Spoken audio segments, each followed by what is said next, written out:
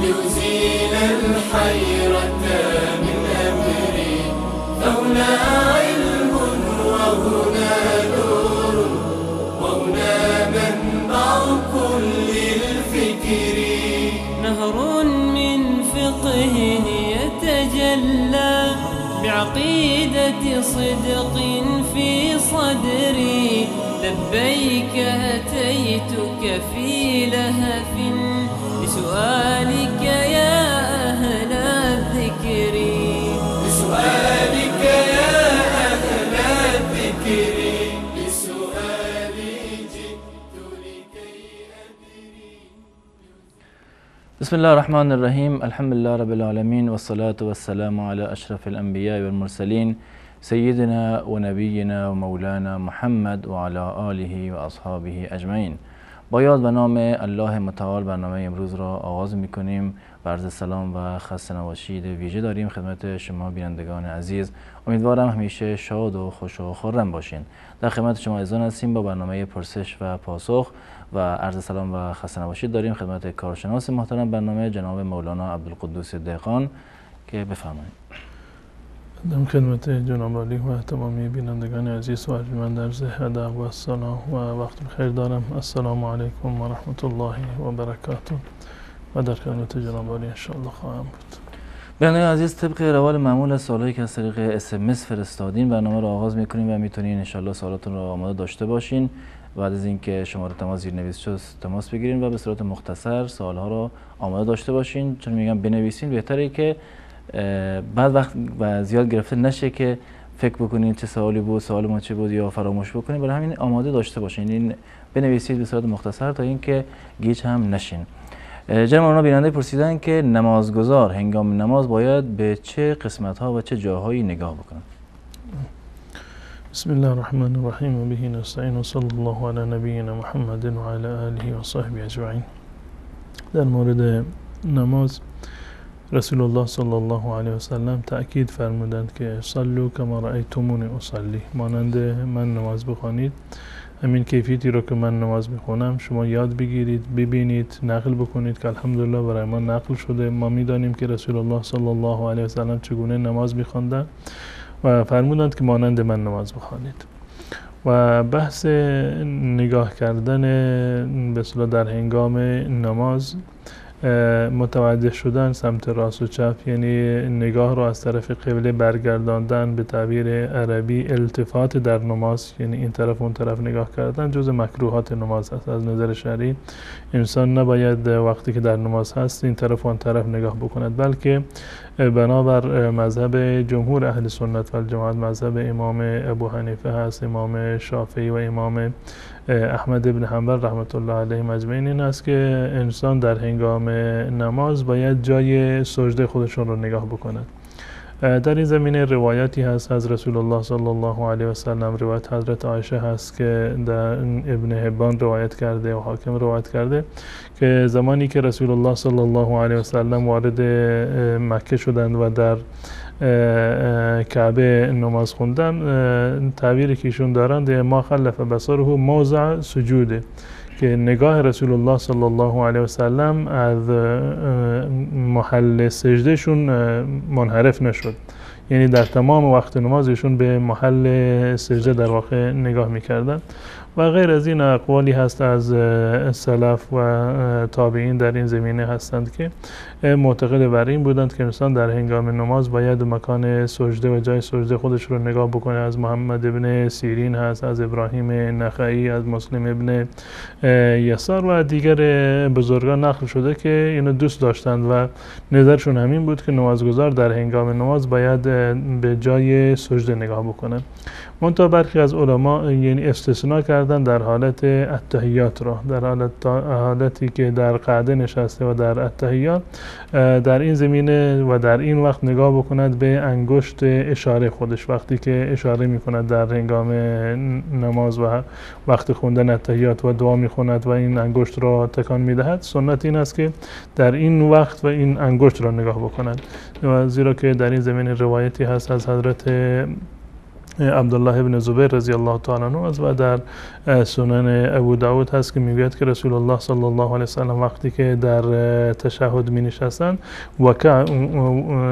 وضع کفه اليسرى على فخذه اليسرى و اشار باصبعه لا یجاوزه بصره، و دست رو یعنی دست راست رو بر روی پای راست میگذاشتن و دست چپ بر روی پای چپ بود و اشاره میکردن و نگاهشون از اشارهشون جای دیگه منحرف نمیشد، یعنی در هنگام التحیات فقط به انگشت اشاره خودشون در واقع نگاه میکردن. این یک استثنایی هست از اون کل.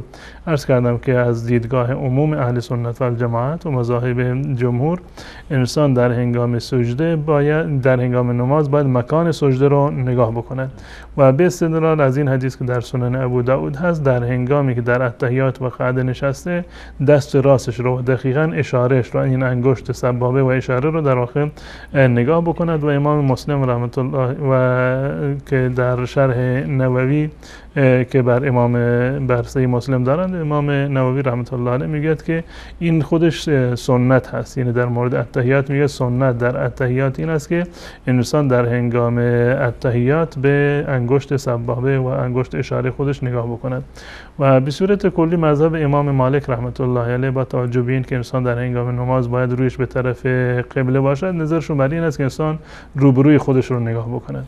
اما مذهب جمهور اهل سنت و الجماعت این است که انسان مکان سجده و جای سجده رو نگاه بکند تا اینکه در واقع تمرکز حواس و حضور قلب بیشتری رو داشته باشد. جزاکم الله خیر. بیننده بعدی پرسیدن که ما 4 تا برادریم و 200 میلیون پول داریم. ما تو بازار کار میکنیم، یه دوستی داریم مورد اعتماد گفت که پولتون رو بدین به من. ما پول دادیم، اون هم مقداری پول گذاشت روش و جنس میاره، میوه. یعنی با پولا کار میکنه، بعد هر چی هم که فروخت به اندازه پولی که گذاشتیم حساب میکنه و سود بهمون میده. میخواستم بدونم که آیا این پولی که بهمون میده ربا است یا نه؟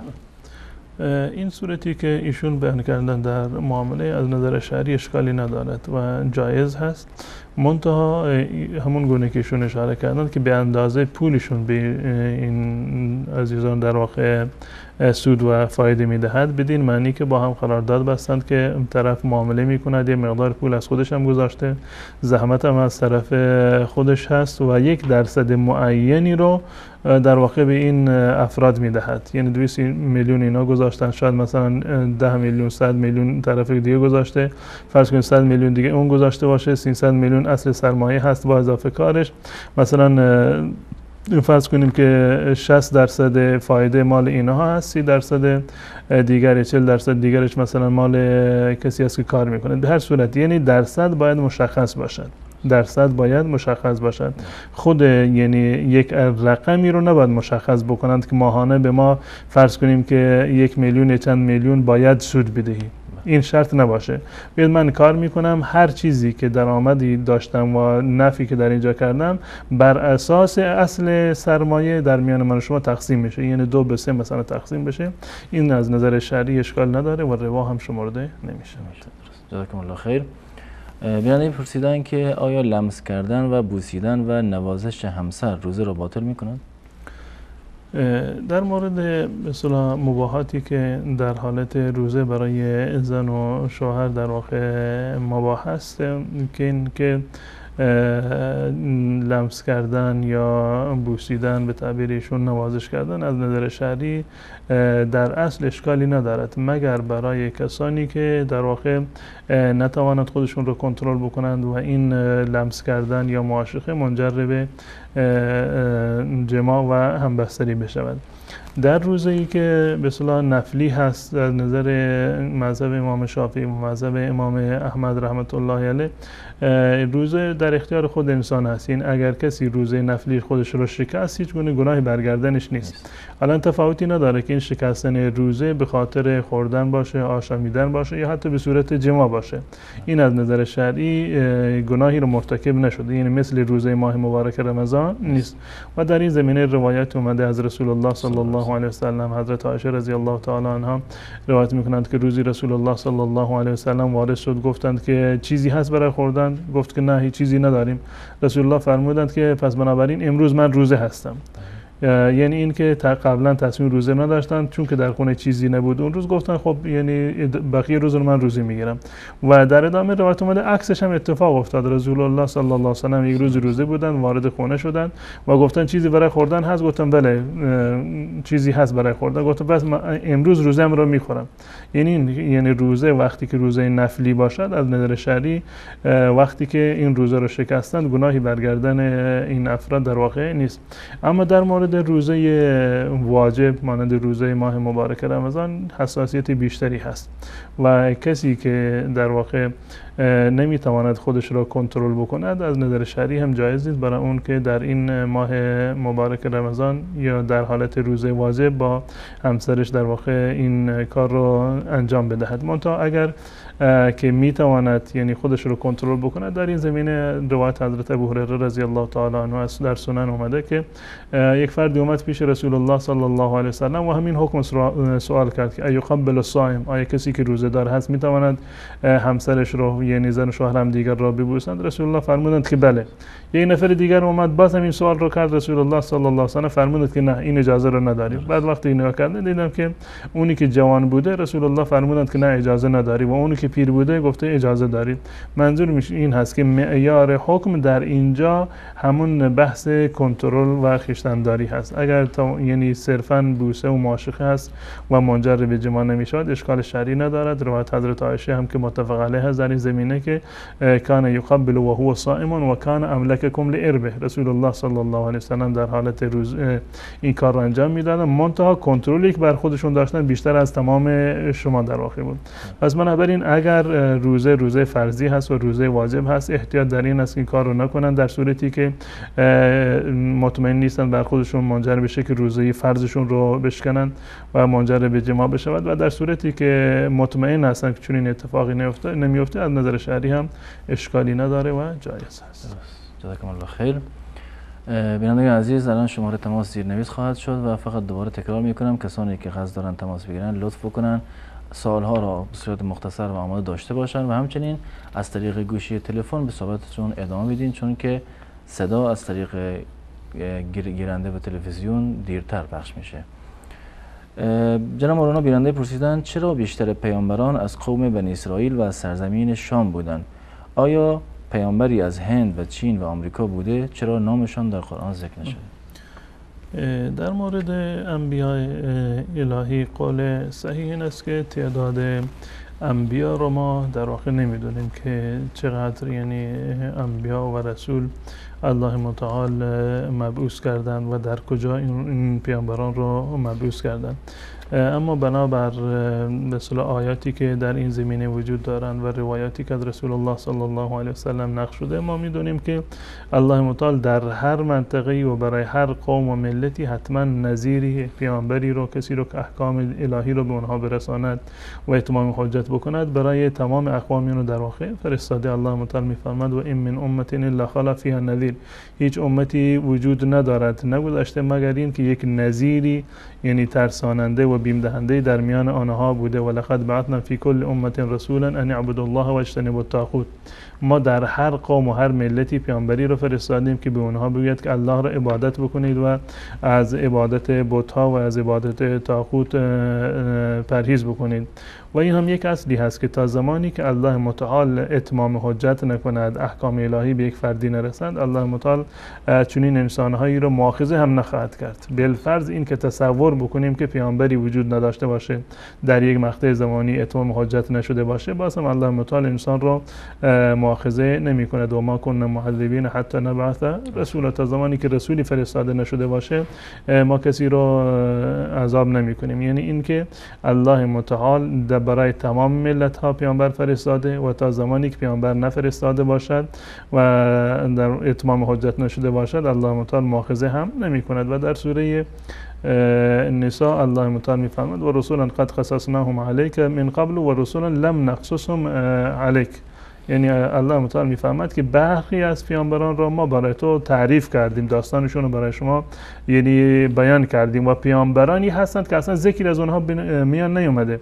از میان تمام به اصطلاح پیامبرانی که الله متعال مبعوث کرده فقط یعنی تعداد 25 نفرشون رو الله متعال در قرآن کریم ذکر کرده، یاد کرده که مثلا نامشون چی هست و یا در چه منطقه بودن، جریان زندگیشون رو برای ما بیان کرده. اما و رسولا لم نقصصهم علیک، اونها ما نمیدونیم که از کدوم منطقه بودن، در چه زمانی بودن.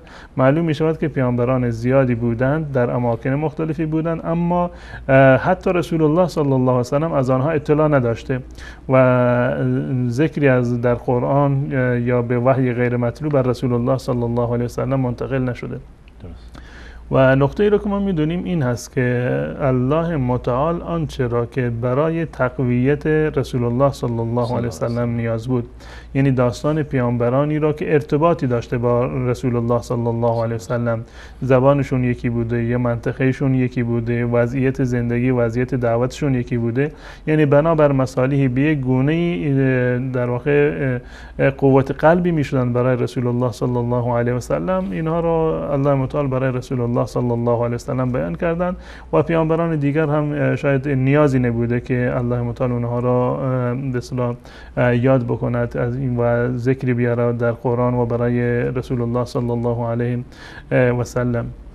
و نقطه دیگر این که در زمان قدیم یعنی مهد تمدن و زیستگاه عموم مردم و فرهنگ ها و تمدن های بزرگ دنیا در همین منطقه بوده، در منطقه شام و مصر و فلسطین و به صورت کلی منطقه شام.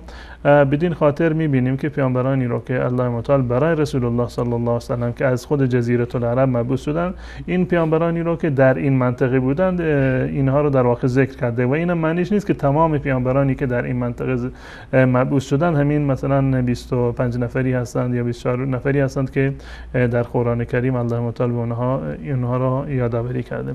پس بنابراین بنابر کلیاتی که در این زمینه هست، الله متعال پیامبران زیادی رو فرستاده و تمام پیامبران رو معرفی نکرده. الله متعال نیازی نبوده که همه رو معرفی بکند، فقط افرادی رو که برتر بودند، افرادی رو که مناسبتی بیشتری با جزیره العرب یا رسول الله صلی الله علیه و سلم داشتند، اینها رو الله متعال معرفی کردن در قرآن کریم.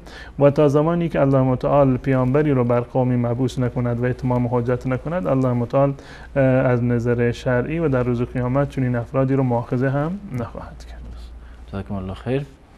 تماس آماده است. اول بیرنده رو میگیریم. سلام علیکم. برنامه پرسش و پاسخ بفرمایید. سلام علیکم و رحمت الله و برکاته. علیکم السلام و رحمت الله و برکاته. استاد محترم، یک سوال دارم، مگم بسیار جوابش کم زیاد است.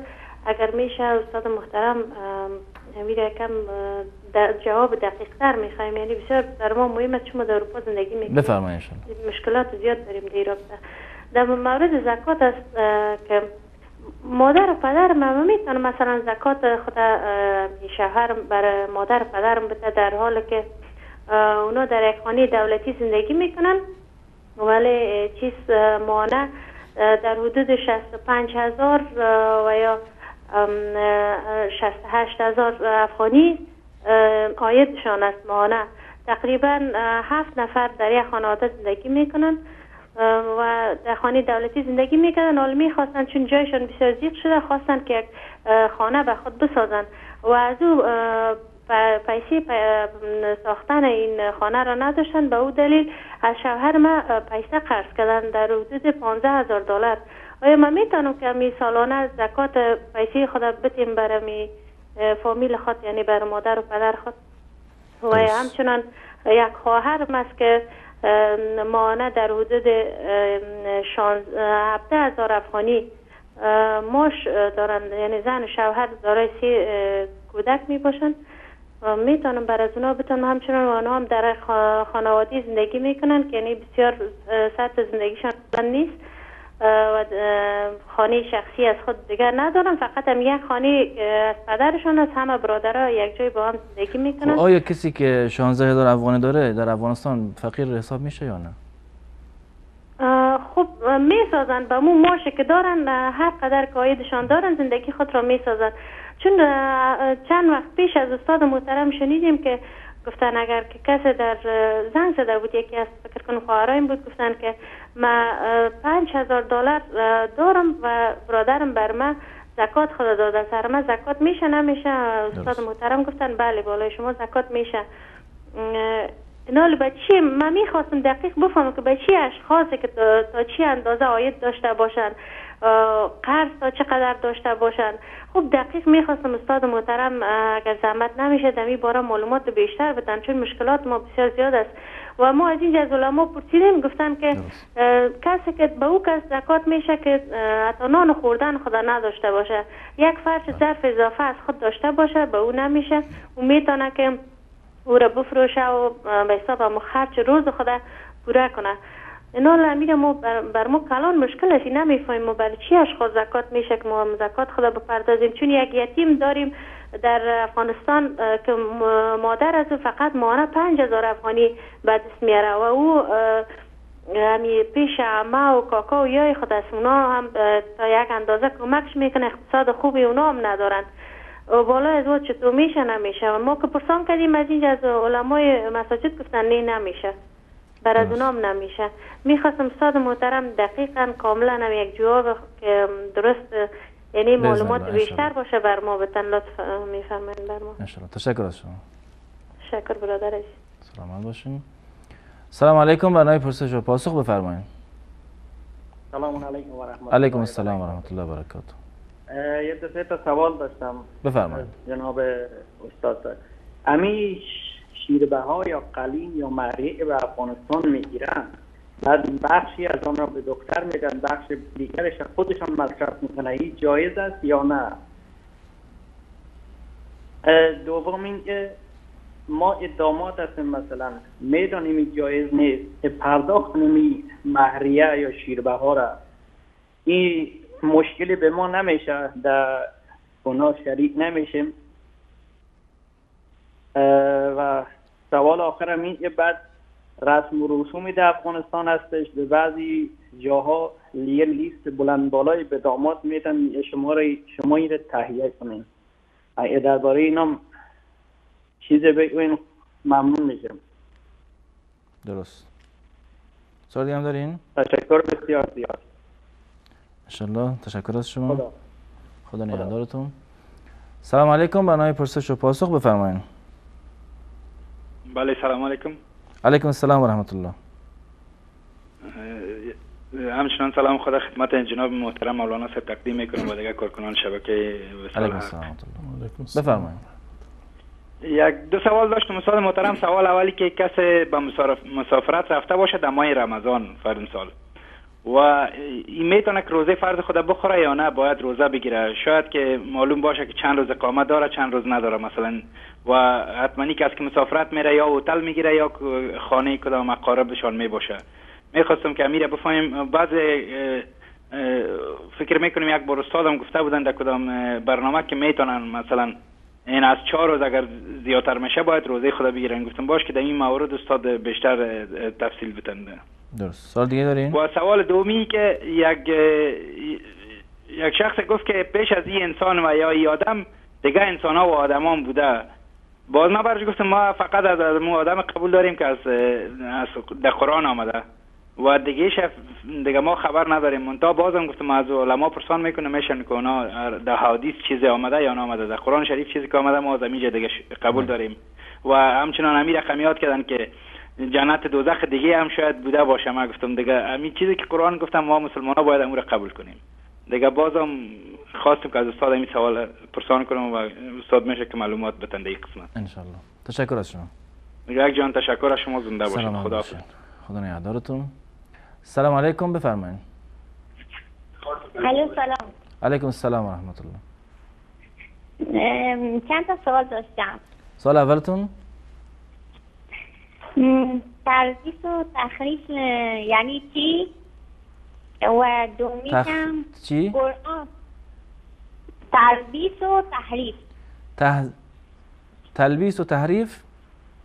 آره. تلبیس و تحریف یعنی منظور در احادیث چیه؟ تلبیس و تحریف یعنی چی؟ یعنی خب در حدیث در چه چیزی؟ یعنی تلبیس معنی چی میشه؟ درست کلی. سوال دومی هم قرآن کلمات عربیش رو بخونیم ثوابش بیشتره یا فارسیش؟ سومیش هم آیا قرآن در حالت خوابیده با گوشی بخونیم اشکال داره؟ سوالی هم داریم؟ بله مادرم چند تا سوال داشتن خواستم بگم. گوشی دست. الو سلام علیکم. علیکم السلام و رحمت الله. حسن باشی. سلامت باش. برای نماز جمعه من هیچ بار نماز جمعه نرفتم. برم نماز جمعه. دعای؟ نماز جمعه یعنی زن نماز جمعه بره یا نه؟ هیچ سال من نرفتم برای نماز جمعه. امسال کناری مدیسی هستم، زنا میرم من هانم. یک سال ده دارم. بفرمایید. سر مسئله یکی چشمانش عرض بگهازه اینا خوب است؟ چه چیزی؟ سر مسئله برای نماز خونده یکی نماز میانه چشمانش عرض میده بگهازه. نفهمیدم یعنی در نماز چشمانش؟ یکی نماز میانه چشمانش عرض میده بگهازگش میده. اینا بعضی هم میگه خوب نیست. درست یعنی در اشک میره در نماز میگه خوب نیست؟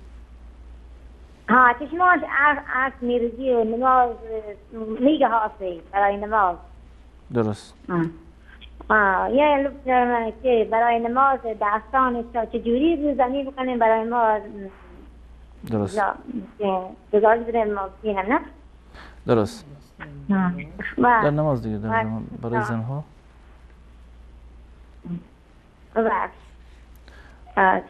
تشکر از شما. تشکر ممنون. سلامت باشه. سلام علیکم بفرمایید. سلام علیکم. علیکم السلام و رحمت الله. در خدمت شما هستم. رحمت الله و برکات الله. بفرمایید. کریم هستم از افغانستان به حال فعلا به ایران آمدم تماس گرفتم. می‌خواستم یک سوال پرسان کنم که بله سوالتون؟ گفتم یک سوال میکنم برای شما. بفرمایید. ایران هستم یک فیلم دیدم من مرغ دستگاه حلال کردم. ولی دل ما نمیشه بخوریم و نخوریم در حقیقت ندیدم خوریم. یعنی چه چیزی با دستگاه حلال کرده؟ یعنی مرغ گوشت میخوام بخوریم نخور گوشت گوسفند است گوشت گاو است. سوال بعدی دیگه هم دارین؟ نه قربان. تشکر از شما. سلام علیکم. برنامه پرسش و پاسخ بفرمایید. سلامت باشین. در خدمت شما هستیم. سلام محترم. من بفرمایید. سوال شهریتون؟ سوال من این است که حالا من اینجا سربرال کردم یکی خواهر من باز کسی دیگه. این حالا این کار اتفاق افتاده است. چه شده یعنی؟ چه رقم میشه؟ باید چه کار کرد؟ دوباره بپرسین.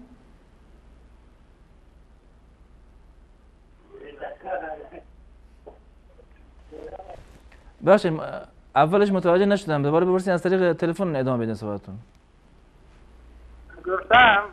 من گفتم یک خواهر من گفتم مالشه کردم با کسی دیگر. خواهرتون عروسی کرده با کسی دیگه؟ نه خیلی عروسی نکرده. نامزد شده؟ بله. حالا اون چیکار باید کرد؟ یعنی بدون رضایت پدر و مادر؟ نه این کار پدر و مادر کرده. خودم یک خود رضایت دادم. خب نه این میگه خواهرتون با کسی نامزد شده است، الان چه حکمی دارد؟ این مشکل سوال در چه؟ یعنی اینکه نامزد بدون عقد منظورتونه؟ بله همین گفتم جایز است در یعنی سربرر. یعنی شما گفتی پدرتون راضی بوده، پدرتون راضی از به ازدواج، شما راضی نیستید؟ یعنی اصلا کسی راضی نیست؟ نه من راضیم. که حالا میگم در اسلام این چه رقم است؟ یعنی عقدی نشده فقط نامزد شدن، سوال اینه؟ بله من خودم گفتم آلوشه کردم، یعنی دختر مردکه رو من گرفتم، خواهرم دادم با پسری اون. درست دخترش یعنی یعنی مهری هم مشخص شده یا این حالا باید چیکار کنیم؟ منظور مهر هم مشخص شده جدا یا همین مهر بوده؟ نه فعلا که مهر معلوم نیست. درست. تشکر.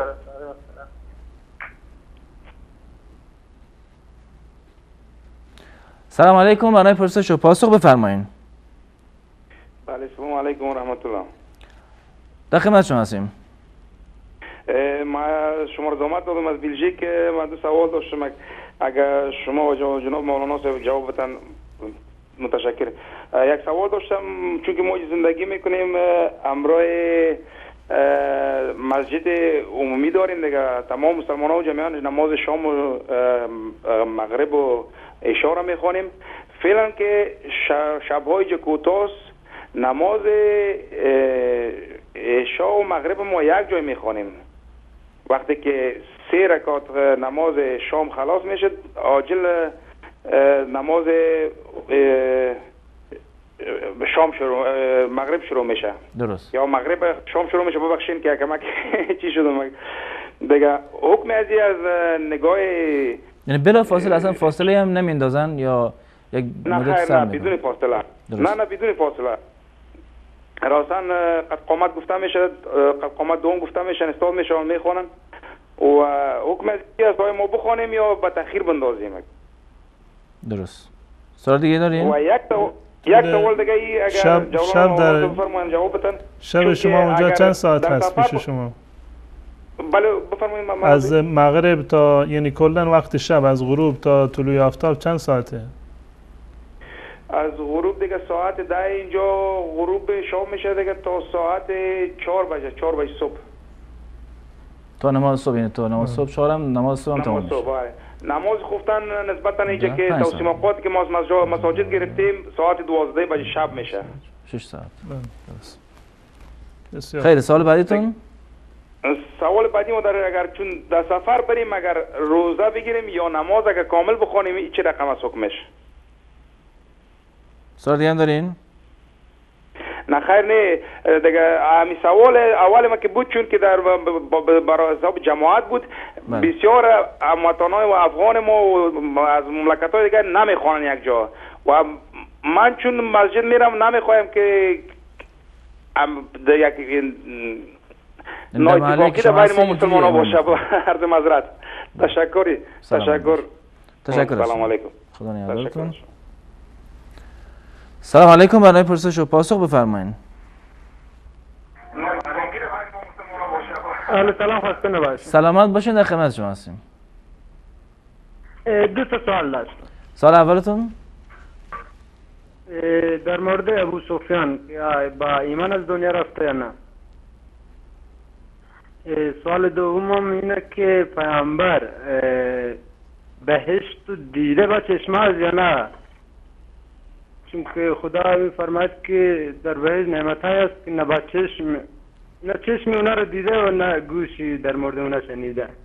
درست. ممنون میشم اگه پاسخ.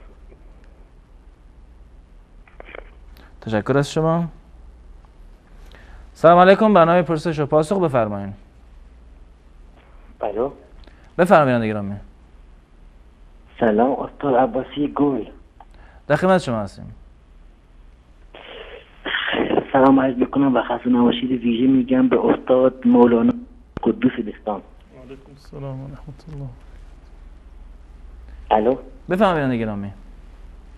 دو تا سوال داشتم اگه لطف کنم. خواهش میکنم، در خدمت شما هستیم. سلامت باش. یکی این که برادر استاد عباسی، من یکی مشکل خانوادگی، خب یه مشکل خانوادگی داریم، این که شخصی آمده خواستگاری خواهر من، خب آمده خواستگاری خواهر من، عقدم صورت گرفته، همه کاراش انجام شده بجز عروسی. خب عروسی در هنوز به مرحله عروسی نرسیده که دیگه اینا با هم مشکل پیدا کردن. از جایی که این خانواده داماد اینا خب هی هر روز شرطی می‌ذاشتن. دامادم یه آدمیه که مثلا الان فهمیده که دست بزن داره، آدم کل خرابیه و خلاصه آدم گردن کلفتی میکنه، هنوزم عروسی نکرده.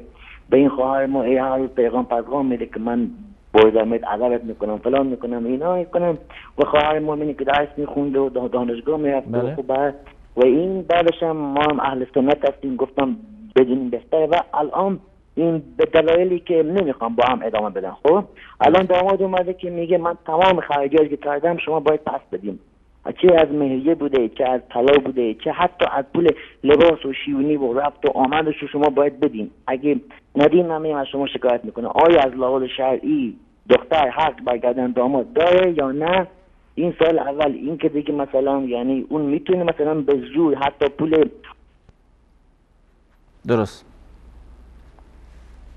دارن تماس بگیرنده قطع شد، اگر تونستید دوباره تماس بگیرین. سلام علیکم، برنامه پرسش و پاسخ بفرمایید. سلام علیکم بفرمایید. سلام علیکم و رحمت الله و برکاته. علیکم السلام و رحمت الله و برکاته. در خدمت شما هستیم. شما خوبه؟ سوال داشتین. بفرمایید سوالتون. با همسری عمو در سودان درست است نه؟ و با برادر. درست. سوال دیگه هم دارین؟ و با برادری مادر خانومش در سودان درست است یا نه؟ با دایی یعنی؟ برادر مادر خانومش. درست. برادر مادر خانومش. درست. سوال دیگه هم دارین؟ نه. تشکر از شما. سلام علیکم و رحمت الله و برکاته. علیکم السلام و رحمت الله و برکاته. سلام علیکم بفرمایید. الو بفرمایید گرامی. سوال داشتم از استاد. در خدمت شما هستیم. میخواستم بدونم در مورد دعایی هست برای ذهن که روشن کرد، ذهنم زیاد فراموشی زیاد داره. سوال دیگه دارین؟ سوال دیگه هم در مورد مسائل دینی، نماز و روزه و احکامات کلا خیلی ضعیفه. میخواستم بدونم رای برای تقویت ایمان دعایی هست چکار باید بکنم؟ سوال دیگه هم دارین؟ ممنون. تشکر از شما. ممنون. قربان. خدا نگهدار شما. سلام علیکم، برنامه پرسش و پاسخ بفرمایید. بله سلام علیکم. علیکم السلام. که باز زحمت دادم شما را. فقط همین سوالی که پیشتر برادر ما گفت راجع به نماز مغرب و عشاء در اینجا ما که در دنمارک هم هستیم بعض وقت در این مسجد می کارا میکنن، خصوصا در اونا در زمستان کارا میکنن. مثلا یکم بارش زیاد می باشه یا برف می باشه، بله نماز مغرب و عشاء را یک جای میخونن با هم. منتها قدر هوا سرد نیست که باید این کارا کنن. بعضی دوستا از همین اراده گرفته بودن، باز اونا گفتن که پیامبر سلام در وقت زمان خودت زمانشان همی کار کرده بودن. بله. خب او وقت خب مثلا وسایل شاید نبوده باشه، مثلا برق نبوده، تاریکی بوده، دیگه امکانات دیگه نبوده که انجام دادن و همیشه این کار نکردن یا همیشه در سردی همی کارا میکنن و در گرمیش دیگه تا فعلا کار نکردن. منتها نماز مغرب در مثلا 10 بجه شب است. بله. و نماز عشاء فقط 5 کم 12 شب آذان است که نباید جماعت استاد شود دیگه. مسافه با هم دارن زیاد. دیگه نمی سوال خواستم که از استاد امیرم یک جواب اگه بتن. یک جان تشکر. یعنی 1 ساعت و چیزی تفاوت هست بین مغرب و عشاء الان که میخونن؟ در مسجدی که ایشون میخونن بله ها تفاوت هست استاد، به خاطر که ساعت 10 بجه شب نماز مغرب 10 بجه این 10 و 6 دقیقه آذان میته که یک 15 دقیقه بعد جماعت میشه و نماز عشاء 12 و 11 و 55 دقیقه تقریبا روا میشه که زیاد مسافه است تقریبا. درست. تشکر از شما. یعنی برادری که سوال کردن در مورد جمع نماز مغرب شهر یک جمع میخونند با همین فاصله نیم ساعت 45 دقیقه گفتن.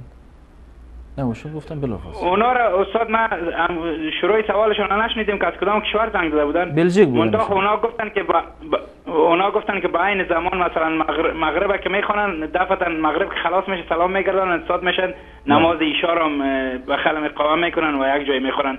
اونا با فکر میکنن در گرمی گفتن این کارا میکنن. درست. او خود توضیح میدم. تشکر زنده باشید. سلامت باشین. سلام علیکم. تماس بعدی رو میگیریم. سلام علیکم، برای پرسش و پاسخ بفرمایید. الو سلام علیکم. علیکم السلام و رحمت الله، در خدمت شما هستیم. برادر امی پیش از نماز جمعه سنت خواندن ممکن هست یا یگام حدیث از پیامبر اومدگی هست یا نه؟ سوال بعدیتون؟ نه همین سوال. تشکر از شما، ان شاء الله پاسخ دریافت میکنم. سلام علیکم، بفرمایید. الو بفرمایید. برنامه پرسش برنامه پرسش پاسخ و سوال شهریتون. سلام علیکم. خسته نباشید. من علی هستم از کرج. سلامت باشین. در خدمت شما. سوال داشتم از آقای عبدالقدوس عزیز، آقای دهقانی که خیلی هم دوستش داریم. ما یکی از فامیلامون شهرستان فوت کرده بود. بعد رفته بودیم برای ختمش. یه سری مثلا رفته بودیم برای تجهیز نازست. یه سری مردم یه مشت سنگینه از زمین جمع میکنن، مثلا 10 تا 5 تا 4 تا. یه دعامایی میکنن میریزن تو قبر.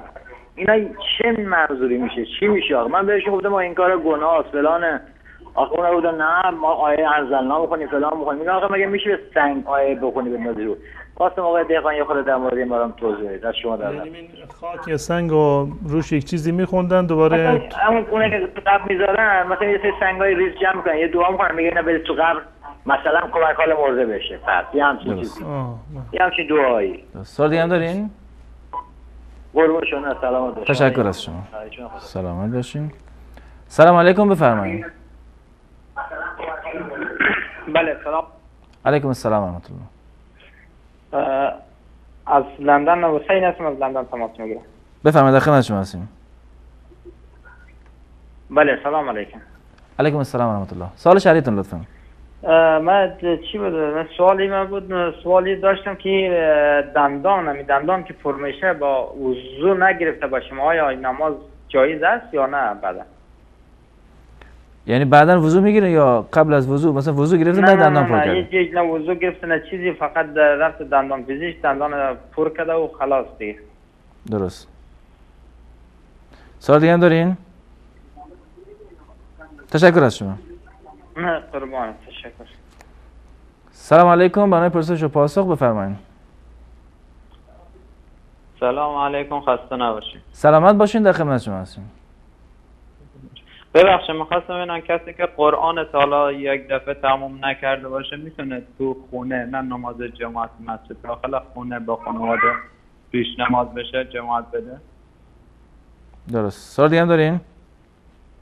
نه تشکر، زنده باشین. سلامت باشین. آخرین تماس بیننده رو بگیریم.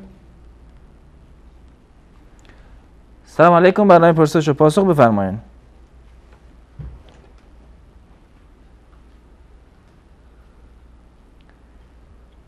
سلام علیکم، بفرمایید.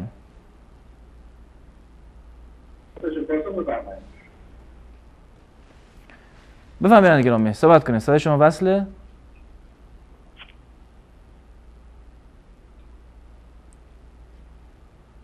ظاهرا تماسشون مشکل داره. بیننده عزیز، در اینجا با هم یک میان برنامه میبینیم، دوباره باز خواهیم گشت، در خدمتتان خواهیم بود. با هم باشید.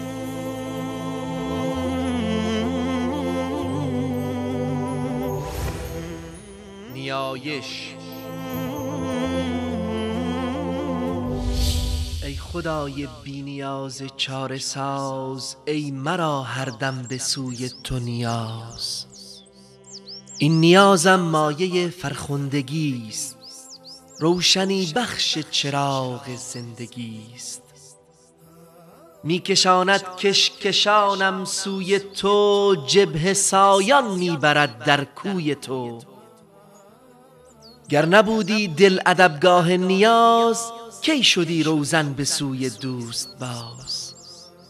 بی نیازی خاصه ممتاز توست، جلوه خورشید بی انباز توست. لیک من شادم به تقدیم نیاز، لیک من شادم به تقدیم نیاز. می کنم بر خود از این گنجینه ناز، گنج را سازند پنهان زیر خاک، تا بماند از گزند غیر پاک. گنج من باشد نیایش های من، در نهاد خاکی اجزای من. گنج من باشد نیایش های من، در نهاد خاکی اجزای من. من نهانش کرده ام از دیگران، من نهانش کرده ام از دیگران، تا نیفتد چشم بیگانه بران. در نیاز بنده پنهان راز هاست، در نیاز بنده پنهان راز هاست. زیر این پرده عجایب ساز هاست. ای تو دانا بر نیاز و راز من، واقف از انجام و از آغاز من. من برم سوی که این گنج نیاز، جز تو ای گنج آفرین بی نیاز. من برم سوی که این گنج نیاز، جز تو ای گنج آفرین بی نیاز. لديه لنا الكثير من الحكايا، تحدثنا عن الأمم الخوالي. أرسل الله تعالى هارون وموسى إلى فرعون وأوصاهما، فقال جل وعلا: اذهب أنت وأخوك بآياتي ولا تنيا في ذكري. ولا تنيا، لا تقصرا، لا تقصرا في ذكري ولا تقللا. اذهب أنت وأخوك بآياتي ولا تنيا في ذكري. اذهبا إلى فرعون إنه طغى. قوة القلب وطمأنينة النفس، كلما زاد الذكر زادت معها قوة القلب وإقباله وجرأته. قد عاش الحوادث والقضايا، وكل زال وهو إلى زوال. الحكمة ضالة المؤمن، وبنو الإسلام بها أولى. حيث تجدها فعليك بها، عنها أبدا لا تتخلى.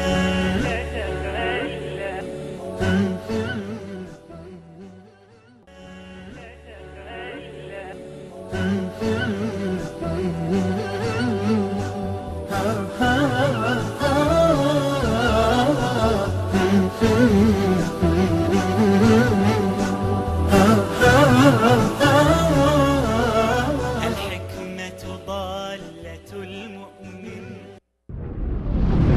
نور في الظلمات، أنسي في خلواتي، يا سعدي وهنائي، القرآن حياتي. و به سوی آمرزش پروردگارتان و بهشتی بشتابید که پهنایش به گستردگی آسمان ها و زمین است و برای پرهیزگاران آماده شده است. آن کسانی که در توانگری و تنگ دستی انفاق می کنند و خشم خود را فرو می برند و از مردم در می گذرند و الله نیکوکاران را دوست می دارد.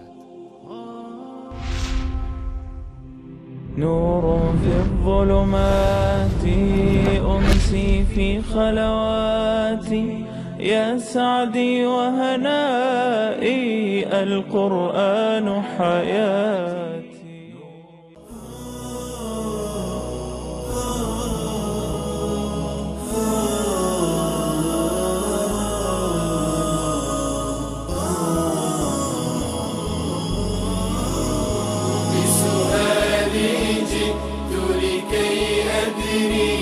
ليزيل الحيرة من أمري فهنا علم وهنا نور وهنا منبع كل الفكر.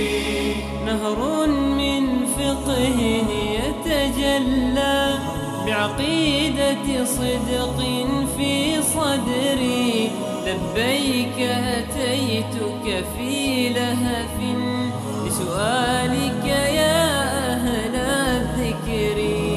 بسؤالك يا أهل الذكر بسؤالي جئت لكي عرض سلام و خسته نباشید مجدد دارم خدمت یکایک شما بینندگان عزیز. جناب مولانا بیننده اول 2 سوال پرسیدن در مورد زکات. گفتن که پدر و مادرشون در خانه دولتی زندگی میکنن و ماهانه 65,000 حقوق دارن. گفتن که پول قرض کردن برای ساختن خانه برای خودشون و 15,000 دلار از شوهر این خانم که سوال کردن گفتن قرض کردن. آیا میتونن که به پدر و مادرشون در این حالت زکات بدهند در حالی هم که پول قرض کردن؟ همچنین گفتن خواهرشون 16,000 افغانی حقوق داره شوهرشون و آیا به اینها که در خانه کرایه زندگی میکنند زکات تعلق میگیرد و نه؟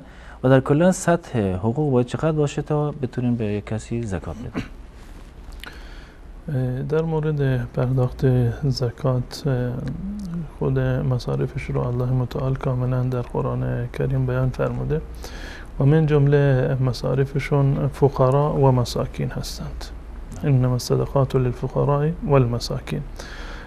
فرقی که در میان فقرا و مساکین هست تفاوتی رو علما قائل شدن. فقیر کسی هست که هیچی ندارد. فقیر کسی هست که هیچی ندارد، یعنی شاید شام شبش رو هم نداشته باشه. اما در مورد مسکین گفتند کسی هست که مبلغی پول دارد، مال دارد، منتها به اندازه کفایتش نیست، به اندازه کفایتش نیست و خرجش در واقع بیشتر از دخلش هست و آنچه را که دارد و درآمد دارد یا حقوق رو دارد اون در واقع کفایت نمی کند براش. پس بنابراین هم به کسی که به صورت کلی نادار هست، معدم هست، هیچ چیزی رو نداره، هم برای اون هم زکات جایز هست و درست هست و هم برای کسی که مبلغی مال دارد یا حقوق ثابتی رو دارد منتها این حقوقش براش کفایت نمی کند. علما از نظر فقهی گفتند که برای فقرا و مساکین جایز هست که ما به اونها از مال زکات بدهیم یا رهبر مسلمانان و حاکم مسلمانان از بیت المال به اونها بدهد به اندازه‌ای که 1 سال کامل خرج و هزینه زندگی خودشون را داشته باشند. 1 سال کامل خرج و هزینه زندگی خودشون را داشته باشند. اگر نداشتند زکات دادن به اونها جایز هست. کسی که حقوق میگیرد اما حقوقش کفایت نمی کند برای زندگیش از نظر شرعی جزء کسانی هست که مصارف زکات هستند و دادن زکات به چنین فردی از نظر شرعی جایز هست. این یک مطلب. مطلب دوم این که از نظر اصول شرعی دادن زکات به اصول و فروع جایز نیست. دادن زکات به اصول و فروع جایز نیست. اصول یعنی پدر و مادر و جد و جده که تا بالا بروند و فروع یعنی فرزندان. یعنی دادن زکات، یک شخص نمیتونه زکات خودش رو به پدر و مادرش بدهد یا اینکه به فرزندان خودش بده، زیرا که از نظر شرعی این کسی که زکات بر اون لازم هست یعنی این که ثروتمند هست، زکات رو صاحب نصاب هست و باید زکات پرداخت بکنن و خرج پدر و مادر و خرج فرزندان بر خودش لازم هست. یعنی بر اون لازم هست که خرج پدر و مادر و فرزندانش رو از بقیه مالش بدهد و این بخشی که به عنوان زکات تعیین شده این حق بقیه فقرا و مساکین هست، نمیتواند این به پدر و مادر یا به فرزندان خودش بدهد. این نکته دوم. نقطه‌ای که این خواهر ذکر کردن این است که گفتند که شوهرشون در واقع زکات خودشون رو میدن. خود این دختر، این خانم و خواهرمون نمیتونه زکات خودشون رو بدن به مادرشون، اما شوهرشون میتونه زکات رو بده به مادر خانمش، به پدر خانمش. یعنی داماد و شوهر میتواند که زکات خودش را به مادر خانمش بدهد، به پدر خانمش بدهد، به برادر خانم و خواهر خانمش بدهد. از نظر شرعی هیچ گونه اشکالی رو ندارد، ولو اینکه درآمدی رو داشته باشند.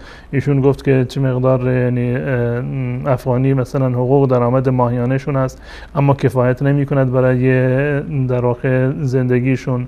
قرض گرفتن، مقروض هستن، میخوان برای خودشون خانه بسازن. از نظر شرعی جایز هست که دامادشون یعنی شوهر این خواهر میتواند که زکات خودش رو به پدر و مادر خانمش بدهد. از نظر شرعی چون اشکالی ندارد. و همچنین دادن زکات به خواهر از نظر شرعی اشکال ندارد. یک فرد میتواند که زکات خودش رو به خواهرش بدهد، به برادرش بدهد در صورتی که نیازمند باشند. و اولاتر هم هست، یعنی اگر شما در خانواده خودتون خواهرتون، برادرتون، خواهرزاده و برادرزاده، عمو و عموزاده شما در واقع فقیر هستند و شما فقرای دیگری هست که با شما نسبت خویشاوندی ندارند، اولاتر و بهترین است که شما زکات خودتون را به همین خانواده خودتون رو بدهید، به برادر و خواهر و برادرزاده و خواهرزاده و به اصطلاح عمه و خاله و فرزندان این خویشاوندان خودتون بدهید. این هم صله رحم محسوب می شود و هم در واقع پرداخت زکات است. پس بنابراین دادن زکات به پدر و مادر جایز نیست. خود فرد نمیتونه زکات خودش رو به پدر و مادرش بدهد، اما به پدر خانم و مادر خانم از نظر شرعی اشکالی ندارد. دادن زکات به برادر و خواهر و بقیه خویشاوندان از نظر شرعی اشکال ندارد. کسی که حقوق و درآمد ثابتی رو دارد منتها حقوقش کفایت زندگیش نمی کند، باز هم دادن زکات برای چنین فردی جایز است. این که میگویند که باید زکات رو به کسی بدید که اصلا شام شب نداشته باشد، یک ریال تو جیبش نباشد، این درست نیست. بلکه به تصریح قرآن هم فقیر یه جزء مستمندان و نیازمندان هست و باید از زکات داده بشود، و هم مسکین کسی هست که در واقع درآمد دارد. به صورت کلی این نیست که شام شب نداشته باشد، درآمد دارد، حقوق دارد و منتها درآمد و حقوقش کفایت نمی کند. دادن زکات به چنین افراد جایز هست. بالفرض کسی هم که حقوقش هم بالا باشد منتها مدیون هست، مقروض هست، دادن زکات به چنین افرادی باز هم از نظر شرعی جزء غارمین هستند و هیچ گونه اشکال و ممانعت شرعی نداره و جایز هست. جزاکم الله خیر. بیانیه برای در مورد دادن شیربه ها و مهریه‌ای که میگیرن گفتن که در منطقه شون وقتی که شیربه ها و مهریه میگیرن بخشی رو به دختر میدن و بخشی رو خود خانواده گفتن مصرف میکنن و داماد هم میدونه که بخشی از این شیربه ها رو خود خانواده مصرف میکنن. آیا دادن این شیربه ها و مهریه درسته یا نه؟ دیگه کسی که عاشق شده باید شیربه ها هم بده دیگه، از نظر عرفی که هست. از مزاح بگذاریم.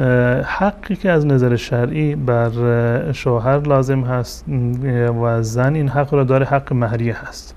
مهریه یعنی مبلغی و پولی یا هر چیز دیگری باشه، ملکی باشه یا هر مورد دیگری باشه که از جانب شوهر به همسر تعلق میگیرد، به زنش تعلق میگیرد و خود این شوهر هیچ گونه دخل و تصرفی رو نباید داشته باشه در این مال. یعنی ملک و مال اختصاصی خود دختر است، نه شوهرش صاحب اختیار بعد از این که اینو داد به زنش و نه برادران این زن به اصطلاح حق دخل و تصرفی رو دارند و نه پدر و مادرش. حق اختصاصی خود همین دختر هست و هر کسی هم که از این مال استفاده کرد بدون رضایت دختر مال حرام رو خورده. یعنی تفاوتی نداره که این مال حرام رو از مال کسی دیگر باشد یا اینکه مال خود دختر باشد یا دختر خود این فرد باشد. از نظر شرعی بدون رضایت نباید استفاده بکنند مگر در صورتی که پدر و مادر نیاز بسیار شدیدی رو داشته باشند و دختر پول داشته باشه، مجبور باشند که مال دختر هم در این زمینه به اصطلاح استفاده بکنند. اما این که جزء رسوم و آداب باشه که به اصطلاح مهریه رو از داماد میگیرند به دختر هیچی نمیدند، ولی اینکه پدر و مادر اصلا نیازی هم نداشته باشند و مهریه رو کلا خودشون برمیدارند یا حق بیشتری به عنوان شیربه ها میگیرند، این از نظر شرعی درست نیست. شیربه ها این شیری که مادر به فرزند میدهد یا این در واقع پولی رو که پدر برای تربیت فرزند مصرف میکند، این حق دختر و پسر هست. حق دختر و پسره. یعنی پدر و مادر مجبور هستند که به این نوزاد باید شیر بدن. اگر نداشته باشه پدر مجبور هست که برود از یک جای دیگری یک شیرخواری رو یعنی اجاره بکند، باش قرارداد ببندد، شیر براش بخرد. به هر صورت هست باید این کار رو انجام بدهد. پدر باید خرج فرزندش رو بدهد و همچنین مادر مجبور هست که باید به فرزند خود شیر بدهد. این شیر دادن حق مسلم این فرزند پسر و دختر است بر پدر و مادر. اگر مادر شیر دارد باید شیر بدهد، اگر ندارد بر پدر لازم است که از یک راهی شیر این فرزند رو باید تهیه بکنیم. این گونه نیست که وقتی که این فرزند این دختر به بلوغ رسید خواستید که این رو در واقع به شوهر بدید، به خانه بخت بفرستید، شیری رو که دادید بهایش رو از اون بگیرید. این شیر حق مسلم این فرزند بوده. به هیچ عنوان این جایز نیست، از نظر شرعی حرام هست. و این که شما به فرزند خودتون شیر دادید این منتی بر داماد نداره، این منتی بر خودتون داره. این فرزند شما هست. این گونه نیست که شما یک لقمه نانی به این فرزند دادید، الان داماد بیچاره اومده هر لقمه نانی که به این دادید شیر، یک قطره شیری که دادید، باید تمام اینا رو تلافی بکنه سر داماد.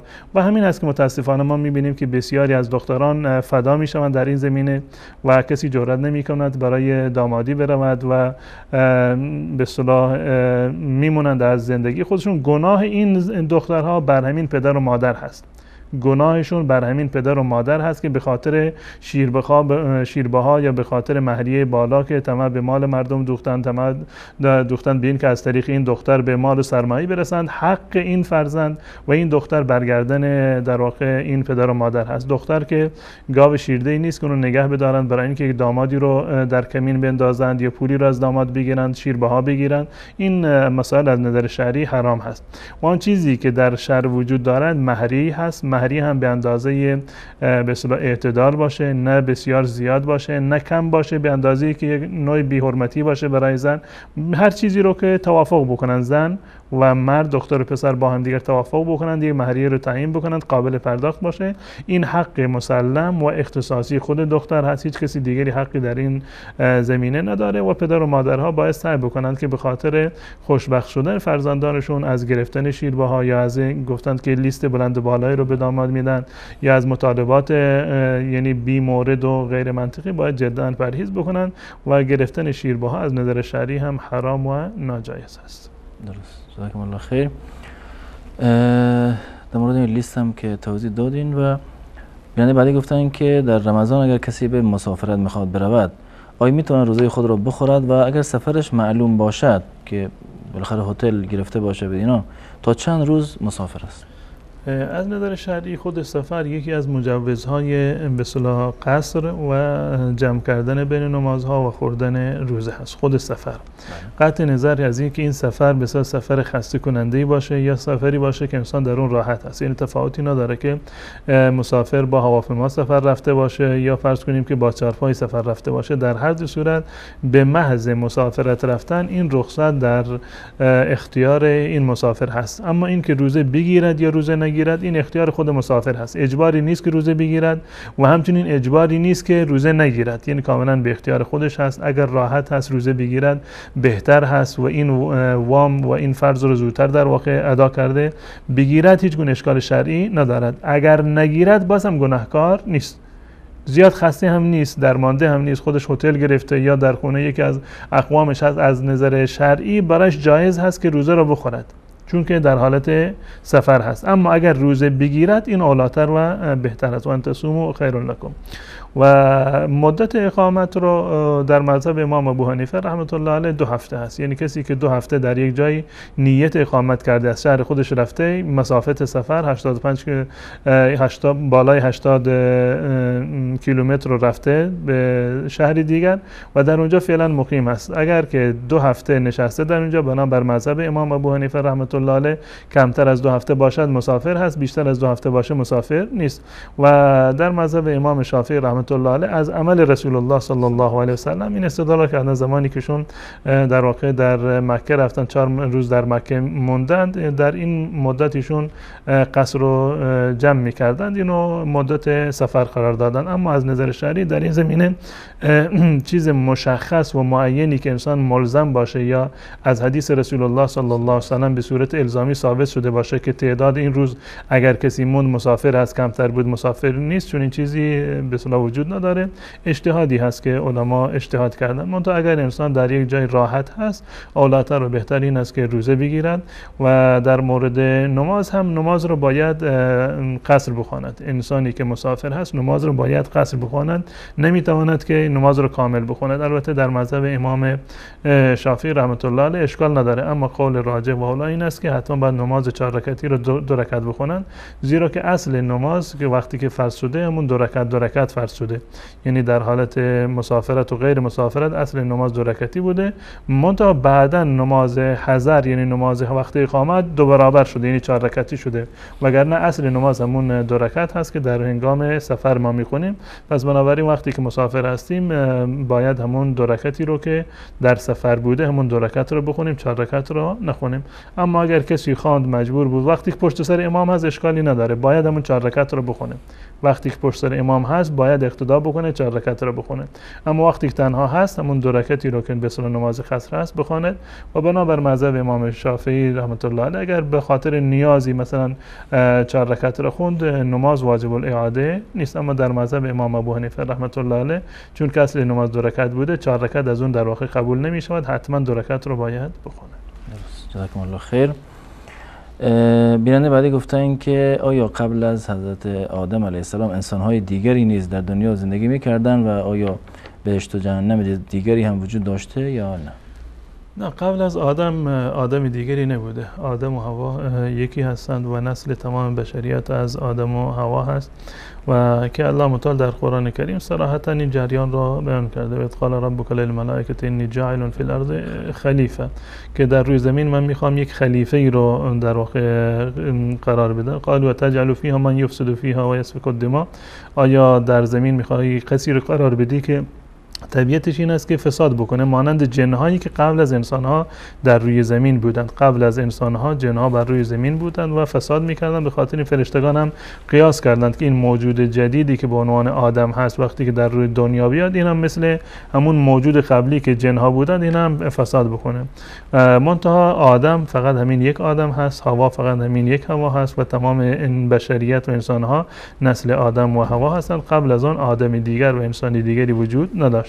بنی آدم یا بشر یا انسان وقتی گفته می شود یعنی اولاد حضرت آدم علیه السلام. قبل از آن در روی زمین جنها ساکن بودند و انسانهای دیگری وجود نداشتند. جزاکم الله خیر. تلبیس و تحریف یعنی چه؟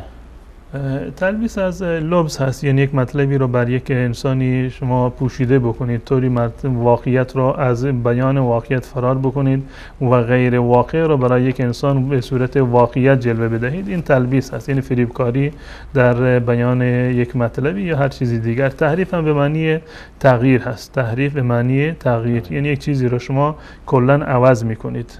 تلبیس یعنی فریبکاری و در واقع یک حقی رو ناحق جلوه دادن یا ناحقی رو حق جلوه دادن، و تحریف هم تغییر دادن حق و منحرف کردنش از جای اصلیش. جزاکم الله خیر.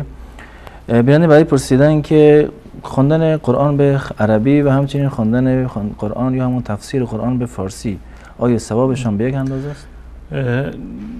ثواب تلاوت فقط برای خواندن به اصطلاح متن عربی قرآن هست که بحث تلاوت هست و ثوابی که در روایت حضرت عبدالله بن مسعود رضی الله تعالی عنه هم ثابت شده برای تلاوت قرآن و مخصوص تلاوت قسم و به اصطلاح اصل عربی قرآن کریم هست که انسان مکلف است در نماز اینو تلاوت بکند و اگر در نماز به غیر عربی کسی تلاوت بکند در نماز در واقع تلاوتش و قرائتش از نظر شرعی شمرده نمی شود، این اصلا قرائت انجام نشده.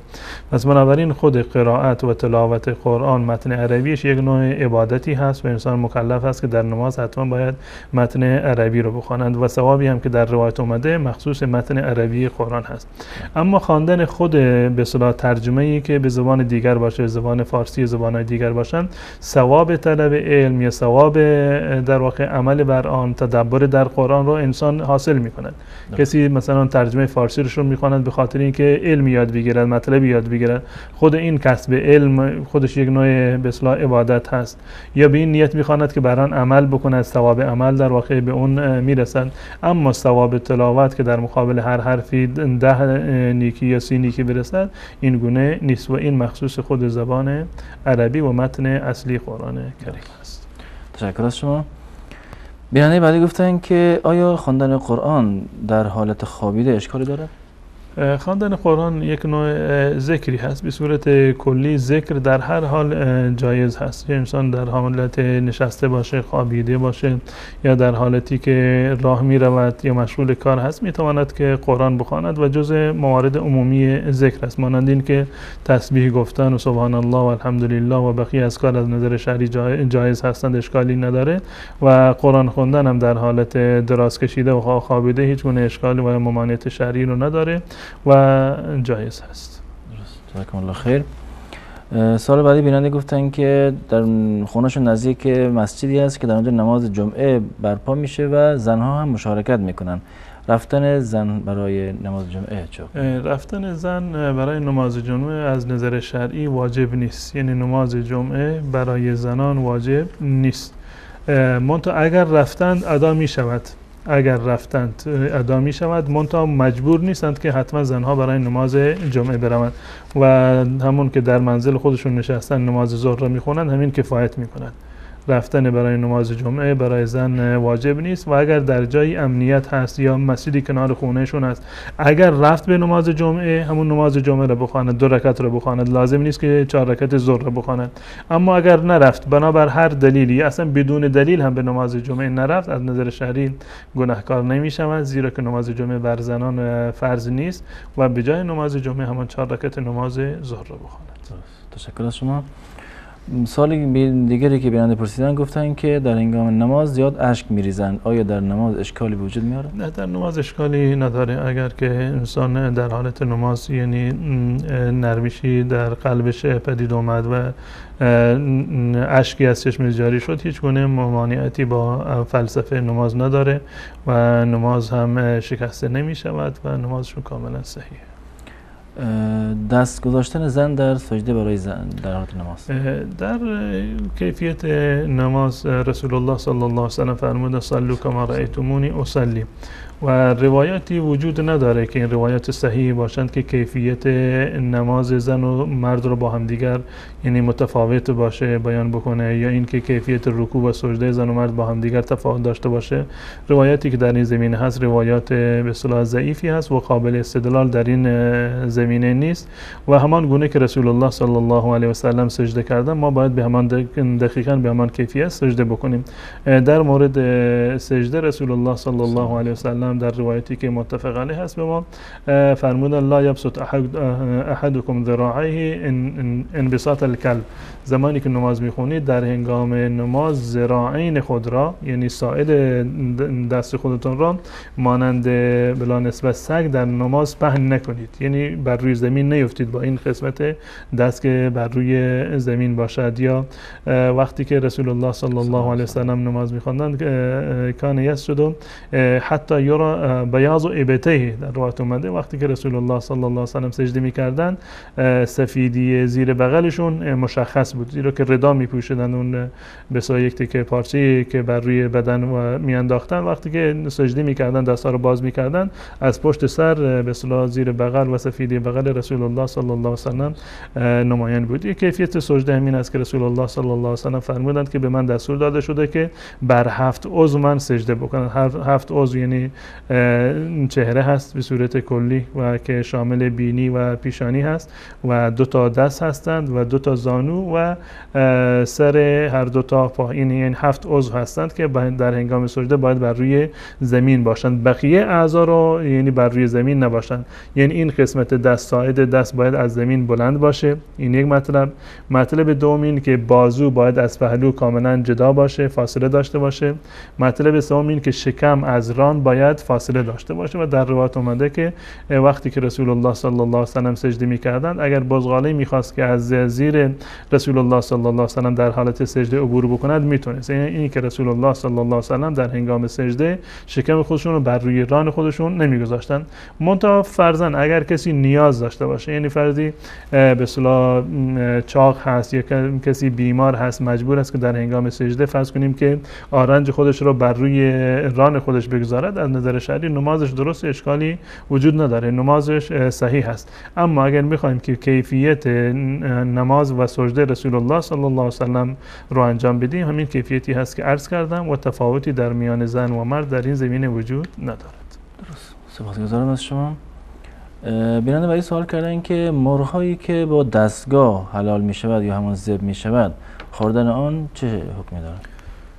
در کشور اسلامی وقتی که ذبحی صورت میگیرد الان تفاوتی نداره که ذبح سنتی باشه، یعنی با کار یک نفر به اصطلاح مرغ یا حیوانی رو سر ببرد، یا اینکه به صورت سنتی باشه و وقتی که دستگاه رو روشن میکنند مثلا کسی که مسئول این کار هست نام الله متعال را بگیرد، این از نظر شرعی اشکالی نداره. و یک گروه از علما چندین سال قبل رفته بودند در کشتارگاه‌های صنعتی و بررسی کرده بودند و نهایتاً فتوا دادند که آنچه که در کشورهای اسلامی ذبح می شود ولو اینکه به صورت سنتی هم ذبح بشود و بر هر مرغ جداگانه نام الله متعال مثلا گرفته نمی شود، این از نظر شرعی جایز هست و اشکالی نداره. یعنی چنین مرغ‌های کشتار سنتی حلال هستند و می توانید که از آن استفاده بکنید. درست. جزاکم الله خیر. بیننده پرسیدن که با دختر یک مردی ازدواج کردند و خواهر خودشان را دادن به پسر آن مرد و پدر مادر هم راضی هستند بدون اینکه مهر جدایی مشخص باشه، چه کنند؟ اگر مهریه مشخص نباشه این ازدواج باطلی هست. اگر مهریه مشخص نشده باشه در وسط، این دختر میشه مهریه اون دختر بعدی و دختر بعدی مهریه دختر اول میشوند، این نکاح شغار هست و از نظر شرعی چون این نکاح باطل هست باید دوباره عقدی صورت بگیرد، حتما مهریه ای رو در میان باشد، یعنی بدون ذکر مهریه که این دخترها مهریه یکدیگر باشند از نظر شرعی چون این نکاحی درست نیست و باید دوباره عقدی صورت بگیرد و مهریه دوباره باید تعیین بکنن در این زمینه. جزاکم الله خیر. بیننده بعدی گفتن که در بلژیک هستن، در مسجدی که نماز میخوانند نماز شام و عشا رو بدون فاصله با هم یعنی نزدیک به هم میخوانند، آیا درسته یا نه؟ در جاهایی که به اصطلاح اوقات نماز اوقات روز به صورت کلی متفاوت هست، تفاوتی نداره الان اوقات روز باشه یا اوقات شب باشه، به صورت به اصطلاح طبیعی نیست. حکم شرعی این است که باید یعنی تخمین بزنند، یعنی تقسیم بکنند اوقات را، یعنی وقت بین به اصطلاح نماز عشا رو فرض کنیم که 4 ساعت یا 5 ساعت وقت دارند، 2 تا نماز در اینجا دارند، اینو تقسیم بکنند در میان کل این وقت، یعنی فاصله باشه در میان وقت نماز مغرب و نماز عشا و همچنین در روز اگر روز بسیار کوتاه باشه حکمش این است که یعنی اندازه گیری بکنند، یعنی در 3 وقت متفاوت با اندازه های مثلا مشخصی با قیاس بر اندازه بر یک به اصطلاح جای طبیعی، یعنی به مقداری که فاصله که بین نماز صبح تا ظهر هست، فاصله که از ظهر تا عصر هست، یا فاصله که از عصر تا مغرب هست، این اندازه فاصله رو با توجه به کم بودن روز یا شب در اون منطقه باید تخمین بزنند و این گونه نماز بخونند. و مثلا بعد از 45 دقیقه یا بعد از 1 ساعت که بیننده بعدی گفتند که میخونند، این از نظر شرعی اشکال نداره، 4 ساعت هست و 2 نماز داریم در اونجا، تقسیمش کردند و با فاصله 45 دقیقه یا نیم ساعت اینو میخونند، از نظر شرعی این عمل درست، اشکال نداره. اما این که به خاطر این که فردا یعنی وقتی بیشتری برای استراحت باشه که زودتر برن سر کار نماز رو یعنی جمع بخونند، اونم به صورت همیشگی، این از نظر شرعی جایز نیست. یعنی جایز نیست که نماز مغرب و عشا را یک جا بخونند به بهانه این که وقتش مثلا وقت شب کوتاه 4 ساعت یا 5 ساعت است، حتما باید در میان مغرب و عشا فاصله وجود داشته باشه، الان نیم ساعت یا 1 ساعت با توجه به تفاوت مقدار طول شب. و جمع کردن در هنگام عذر جایز هست، کسی در سفر هست میتواند نماز رو جمع بکند، کسی بیمار هست میتواند نماز رو جمع بکند، یعنی ظهر و عصر و مغرب و عشا رو یک جا بخواند. در یک جایی هستند که به طور مثال باران هست، طوفان هست، میتوانند که نماز رو جمع بخونند. به خاطر خوف دشمن هست و در حالت جنگ هستند، میتوانند که نماز رو جمع بکنند، اشکالی نداره. منتها بدون دلیل و اون هم به صورت همیشه و مداوم نماز مغرب و عشا یا ظهر و عصر رو جمع کردن از نظر شرعی درست نیست. درست. تشکر از شما. بیننده بعدی گفتن که آیا میشه در حالت سفر نماز و روزه رو یعنی رو کامل بخونیم و روزه بگیریم؟ نه، قول راجع در این زمینه این است که نماز رو حتما باید شکسته بخونید، یعنی نماز رو قصر بکنید و نماز 4 رکعتی رو در سفر همون حتما 2 رکعت بخورید. این رخصتی است که الله متعال در واقع برای ما داده و در روایتی هست که الله متعال وقتی که یک رخصتی رو به یک انسانی داد، الله متعال دوست دارد که بر رخصتش عمل بشود. شما وقتی که در سفر هستید، الله متعال به شما تخفیفی داده این نماز رو و الله متعال میخواهد که اثر این تخفیف رو بر بنده خودش مشاهده بکند. اما در مورد روزه صراحتا الله متعال میفرماید و ان تصوموا خیر لکم، کسانی که در حالت سفر هستند یا بیمار هستند الله متعال اجازه داده که روزه نگیرند. اگر روزه گرفتن بهتر و اولاتر است، اما اگر نگرفتند باز هم گناهی ندارند، عذر شرعی در واقع چون که داشتند، پس بنابراین میتوانند روزه را بخورند، یعنی روزه نگیرند در حالت سفر. اما اگر امکاناتش بود و خواستند روزه بگیرند، این اولاتر و بهتر است. تشکر از شما. سوال بعدی بیانه گفتن که آیا ابو سفیان رضی الله عنه با ایمان از دنیا رفته؟ بله، حضرت ابو سفیان رضی الله تعالی عنه این و همچنین فرزندشون حضرت معاویه رضی الله تعالی عنه در سال فتح در واقع مسلمان شدن، جز مسلمانان فتح هستند و با ایمان از دنیا رفتن، جز اصحاب رسول الله صلی الله علیه و سلم هستند. منتها در میان اصحاب رسول الله صلی الله علیه و سلم گرچه در اصل ایمان با هم دیگر در واقع یعنی مشارکت داشتند، در اصل صحبت با رسول الله صلی الله علیه و سلم با هم دیگر مشارکت دارند، اما در نوع صحبتشون و در سبقتی که در ایمان داشتند و فعالیت هایی رو که برای اسلام انجام دادن، جهادی رو که با رسول الله صلی الله علیه و سلم داشتند، با هم دیگر متفاوت هستند. سابقین اولین برترین ها هستند، یعنی مهاجرانی که در مکه در واقع ایمان آوردند، هجرت کردند، رفتند به مدینه، جز سابقین اولین هستند، یعنی قبل از همه مسلمان شدند و جز مهاجرین هستند و بعد از آن مهاجرین و انصار هستند و بعد از آن کسانی که قبل از فتح ایمان آوردند، اینا یک درجه دارند، اونایی که بعد از فتح ایمان آوردند یک درجه بعدی دارند. منتها تمام کسانی که در زمان رسول الله صلی الله علیه و سلم ایمان آوردند و رسول الله صلی الله علیه و سلم را دیدند، همه‌شون در واقع اصحاب رسول الله صلی الله علیه و سلم هستند. منتها ما به هیچ عنوان اصحاب را یعنی همه رو یکسان نمیدونیم، یعنی حضرت معاویه رضی الله تعالی عنه یا ابو سفیان رو با اینکه مسلمان میدونیم زیرا که مسلمان بودن، صحابی میدونیم زیرا که در حضور رسول الله صلی الله علیه و سلم و در حالت ایمان رسول الله صلی الله علیه و سلم رو دیدن، اما به هیچ عنوان ابو سفیان را یا معاویه را یا بقیه کسانی رو که در عام الفتح و بعد از فتح مکه مسلمان شدند یا بعد از هجرت مسلمان شدند، به هیچ عنوان اینها را با حضرت ابوبکر و عمر و عثمان و علی رضی الله تعالی عنهم مقایسه نمی کنیم. قطعا سابقین اولین برتر هستند. درست، بدون شک. جزاکم الله خیر. سوال دیگری که بیننده پرسیدن گفتن که آیا رسول الله صلی الله علیه و سلم بهشت را با چشمان خود دیده یا نه؟ و طبق حدیثی که گفتن که نه چشم آن را می‌بیند و نه گوشی آن را شنیده. در مورد بهشت و رسول الله صلی الله علیه و سلم روایات متعددی وجود داره که یعنی عقیده اهل سنت و الجماعت به صورت کلی این است که بهشت و جهنم وجود دارند، مخلوق هستند، این آفریده شده هستند. این گونه نیست که در قیامت ایجاد بشوند، الان هستند و وجود دارند. الله تعالی بهشت را و جهنم را آفریده و رسول الله صلی الله علیه و سلم هم از بهشت و به اصطلاح جهنم به اصطلاح بازدید کردن، دیدن. نه اینکه مثلا تمام قسمت ها و تمام چیزهایی که وجود داشته باشه دیده باشند، اما نمونه هایی از بهشت را، نمونه هایی از جهنم را، کیفیت عذاب در جهنم را و همچنین در واقع نوع به اصطلاح خاک بهشت را یا نعمت های بهشتی رو یا قصرهای بهشتی رو که رسول الله صلی الله علیه وسلم دیده بودند این رو به تصویر کشیدند و این هیچ گونه تضادی نداره با این که در بهشت نعمت‌های وجود داره که انسان به گمان انسان نرسیده. این بخشی از مواردی هست که رسول الله صلی الله علیه وسلم از غیب بیشان خبر داده شده، این که مشاهده کردند و نعمت‌هایی که اصلی الله متعال برای مؤمنان در بهشت تدارک دیده و وعده داده نعمت‌های متجددی هستند که بروز می‌شوند و حتی خود انسان از نظر زیبایی و از نظر ناز و نعمتی که در بهشت هست در واقع متفاوت بر قبل هست. یعنی در روایت اومده که هر جمعه‌ای که میروند در یک به اصطلاح مانند یک بازاری هست و در وقتی که از اونجا برمیگردن هم خودشون و هم همسرانشون یعنی متفاوت هستند از نظر زیبایی و جذابیتی که دارند و همچنین در بهشت هر آنچه را که انسان مسلمان در واقع تمنا بکند الله متعال به او عنایت خواهد کرد. تشکر از شما.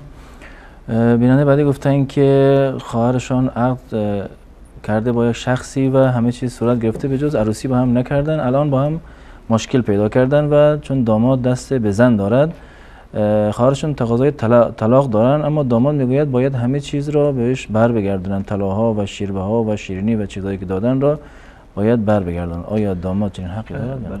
از نظر شرعی انسان باید قبل از این که اقدام به ازدواج بکند این مسائل رو باید حتما مد نظر قرار بده و یعنی حق زن و شوهر هست، دختر و پسری که میخوان با همدیگر ازدواج بکنن حقشون هست که همدیگر رو بشناسن، همدیگر رو ببینن، در مورد همدیگر تحقیق بکنن، نهایتا اگر پسندیدند استخاره بکنن، مشوره بکنن، اگر پسندیدند مورد طب و به اصطلاح چیزی بود که خودشون دنبالش بودند همدیگر رو میتونن انتخاب بکنن، بعضا ازدواج بکنند که این گونه مشاکل در واقع ایجاد نشود. هیچ کسی به اصطلاح تا دختری رو نمیشناسد نباید ازدواج بکنه و هیچ دختری پسری رو تا زمانی که دقیق نمیشناسد، از دین و ایمان و اخلاقش را خبر نداره، نباید این رو قبول بکنه که دچار چنین مشکلاتی در واقع نباشند. از نظر شرعی مهریه حق زن هست، باید پرداخت بشه در صورتی که با همدیگر خلوت کرده باشند، کل مهریه رو باید بدن.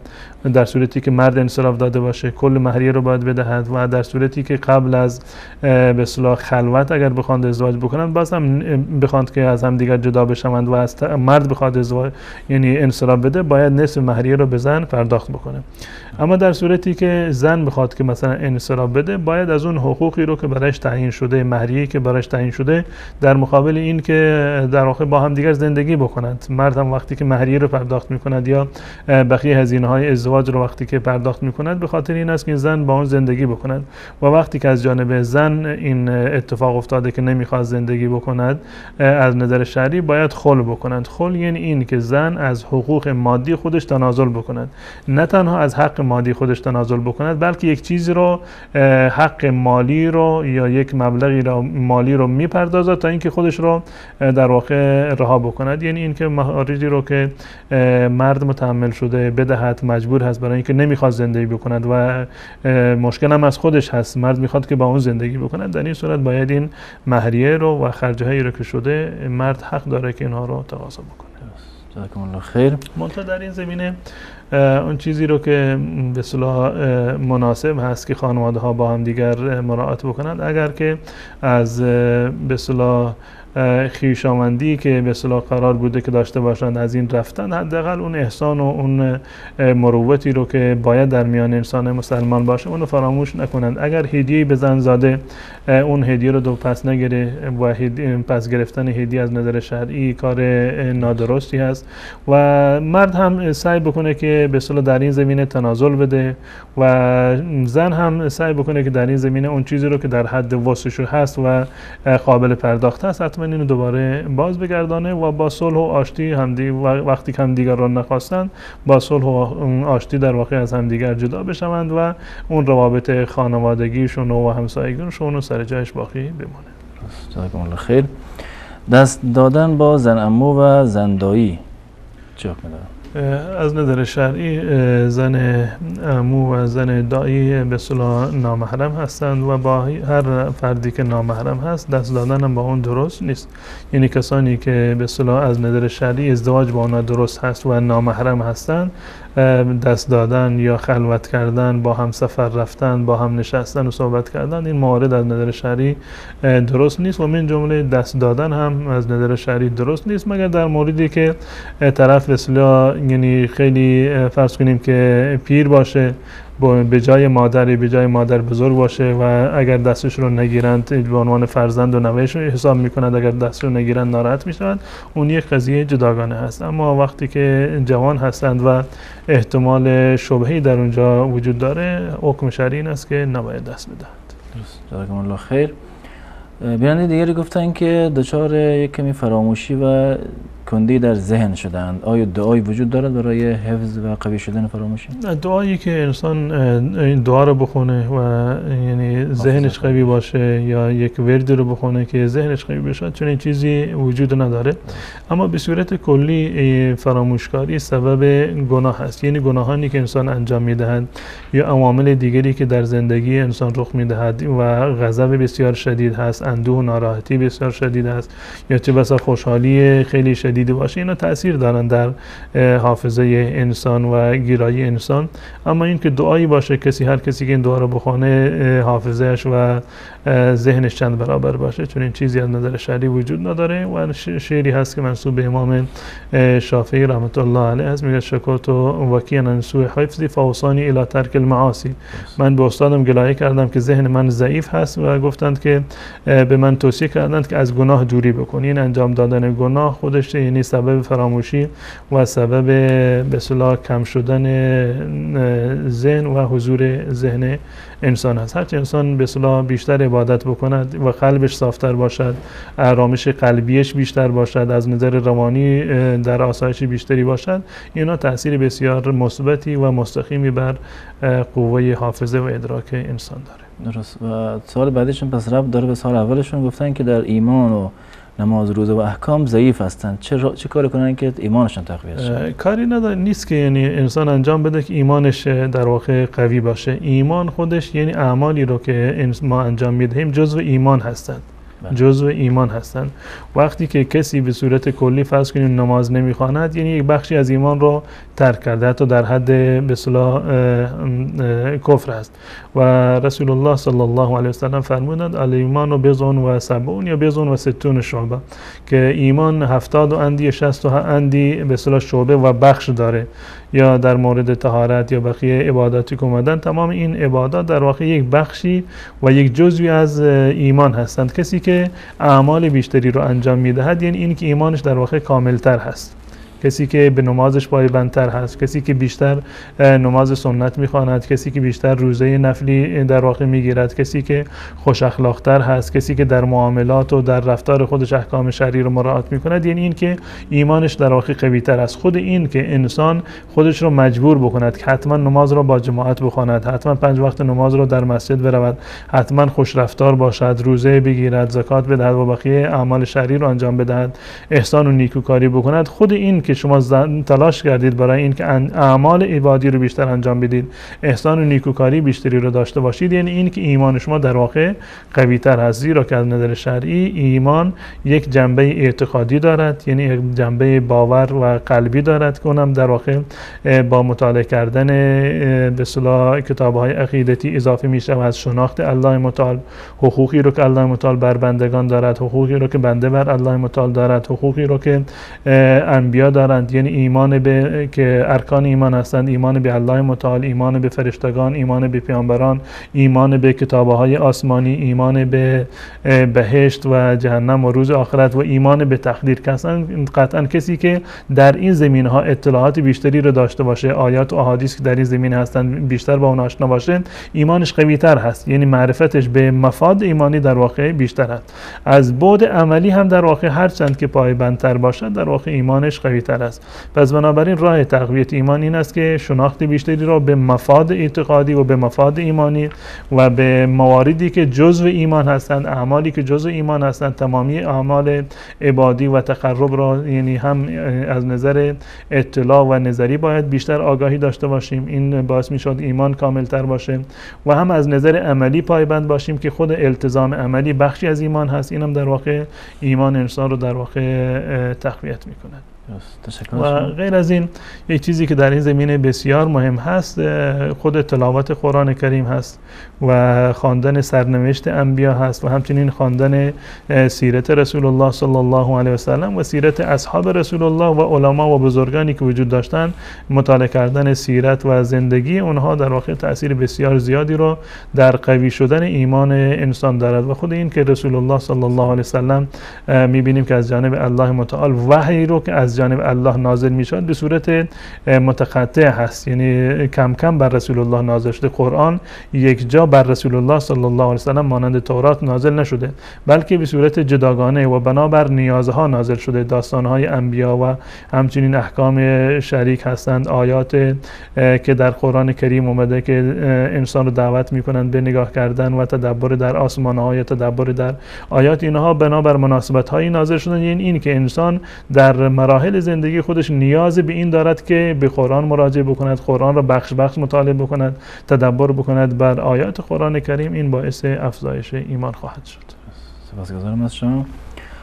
خواندن نماز سنت قبل از جمعه، سوال بعدی بیننده است، گفتن که چه حکمی دارد و چیست؟ خواندن نماز قبل از نماز جمعه به اتفاق تمام مذاهب جایز هست. یعنی نماز سنت خواندن، نماز نفل خواندن به اتفاق هر 4 مذهب از مذاهب اهل سنت و الجماعت جایز هست، هیچ گونه اشکال نداره. یعنی حتی اگر فرض کنیم که یک فردی بعد از نماز فجر در مسجد نشسته و بعد از طلوع آفتاب الان نماز بخواند تا وقت نماز ظهر باشه، هیچ گونه اشکال نداره، بلکه اولاتر و بهتر هست. سلف صالح بسیار از اونها بعد از نماز فجر در مسجد می نشستند تا نماز ظهر، یا بعد از نماز فجر برمیگشتند خونه، در اول وقت دوباره برمیگشتند و منتظر نماز جمعه می شدند. به خاطر این هست که رسول الله صلی الله علیه و سلم تقسیم کردند، فرمودند هر کسی که در اول وقت برود در روز جمعه مانند کسی است که شتوری رو قربانی کرده، در مرحله وقت بعدی برود مانند کسی که گاوی رو، بعدش گوسفندی رو، بعدش مرغ و تخم مرغی رو در واقع صدقه کرده باشد. معنی این هست که هر کسی که زودتر به مسجد برود در روز جمعه ثواب بیشتری رو کسب می‌کند. و در این روایت رسول الله صلی الله علیه و سلم تشویق کردند که صلی ما کتب له، هر کسی که زود به مسجد برود و آنچه را که برایش میسر هست و در تقدیر و سرنوشتش هست بخواند. یعنی مشخص نکرده 2 رکعت یا 4 رکعت بخواند، بلکه هر چه برایش میسر هست بخواند. پس بنابراین در روز جمعه سنتی که تعداد رکعات مشخص باشه که رسول الله خوانده باشند، سنت قبلیه وجود ندارد. و در روز جمعه معمولا رسول الله صلی الله علیه و سلم به محض ورود به مسجد مستقیما میرفتند بر روی منبر و حضرت بلال اذان میگفتند و ایشون خطبه را میخوندند. یعنی نمی رفتند در مسجد، نمی نشستند که به اصطلاح سنت قبلی رو بخونن، مستقیما می رفتند بر روی منبر و خطبه بعد از اذان خطبه رو ایراد میکردند. پس بنابراین سنت قبلیه‌ای که مانند سنت قبلی ظهر باشه، 4 رکعت باشه یا 2 رکعت باشه، چون این چیزی در نماز جمعه سنت نیست. نماز خواندن به صورت کلی جایز هست. 2 رکعت خواندی، 4 رکعت، 10 رکعت، 20 رکعت قبل از نماز جمعه، تا زمانی که امام بر روی منبر برود شما مجاز هستید که نماز بخوانید. اما با عنوان سنت قبلیه ظهر که مجبور باشید که مثل جز سنت راتبه باشه، چون این چیزی قبل از نماز جمعه وجود ندارد. بعد از نماز جمعه هم 2 رکعت ثابت شده از رسول الله صلی الله علیه و سلم و هم 4 رکعت هست. حضرت عبدالله ابن عمر میگوید که رسول الله صلی الله علیه و سلم بعد از جمعه نماز نمیخوندند، وقتی که برمیگشتند به خانه 2 رکعت در اونجا میخوندند. یا حضرت ابوهریره روایتی دارد که رسول الله فرمودند که اگر شما بعد از جمعه میخواهید نماز بخوانید 4 رکعت یعنی نماز سنت بخونید. تفاوتی نداره، 2 رکعت خوندید هم درست، 4 رکعت خوندید هم درست. قبل از نماز جمعه هر مقداری خوندید هیچ گونه اشکالی نداره. اما سنت راتبه قبل از جمعه وجود ندارد، نماز نفلی هست و به اختیار خود شما هست. و سنتی که بعد از جمعه وجود دارد 2 رکعت یا 4 رکعت یا حتی 6 رکعت رو هم اگر خوندید هیچ اشکالی نداره. در مسجد خوندید 4 رکعت بخونید، در منزل رفتید 2 رکعت بخونید، یا همه که در مسجد هم بیشتر خوندید، باز هم از نظر شرعی منافاتی نداره. منتها آنچه که ثابت هست 2 رکعت ثابت هست از عمل رسول الله که در خانه می‌خواندند بعد از نماز جمعه، و 4 رکعت است که توصیه کردند رسول الله صلی الله علیه و سلم که بعد از نماز جمعه کسی می‌خواهد این 4 رکعت رو بخوانند. منتها به عنوان سنت است، نه به عنوان به اصطلاح ظهر احتیاطی. 4 رکعت به عنوان نیت سنت است. تشکر از شما.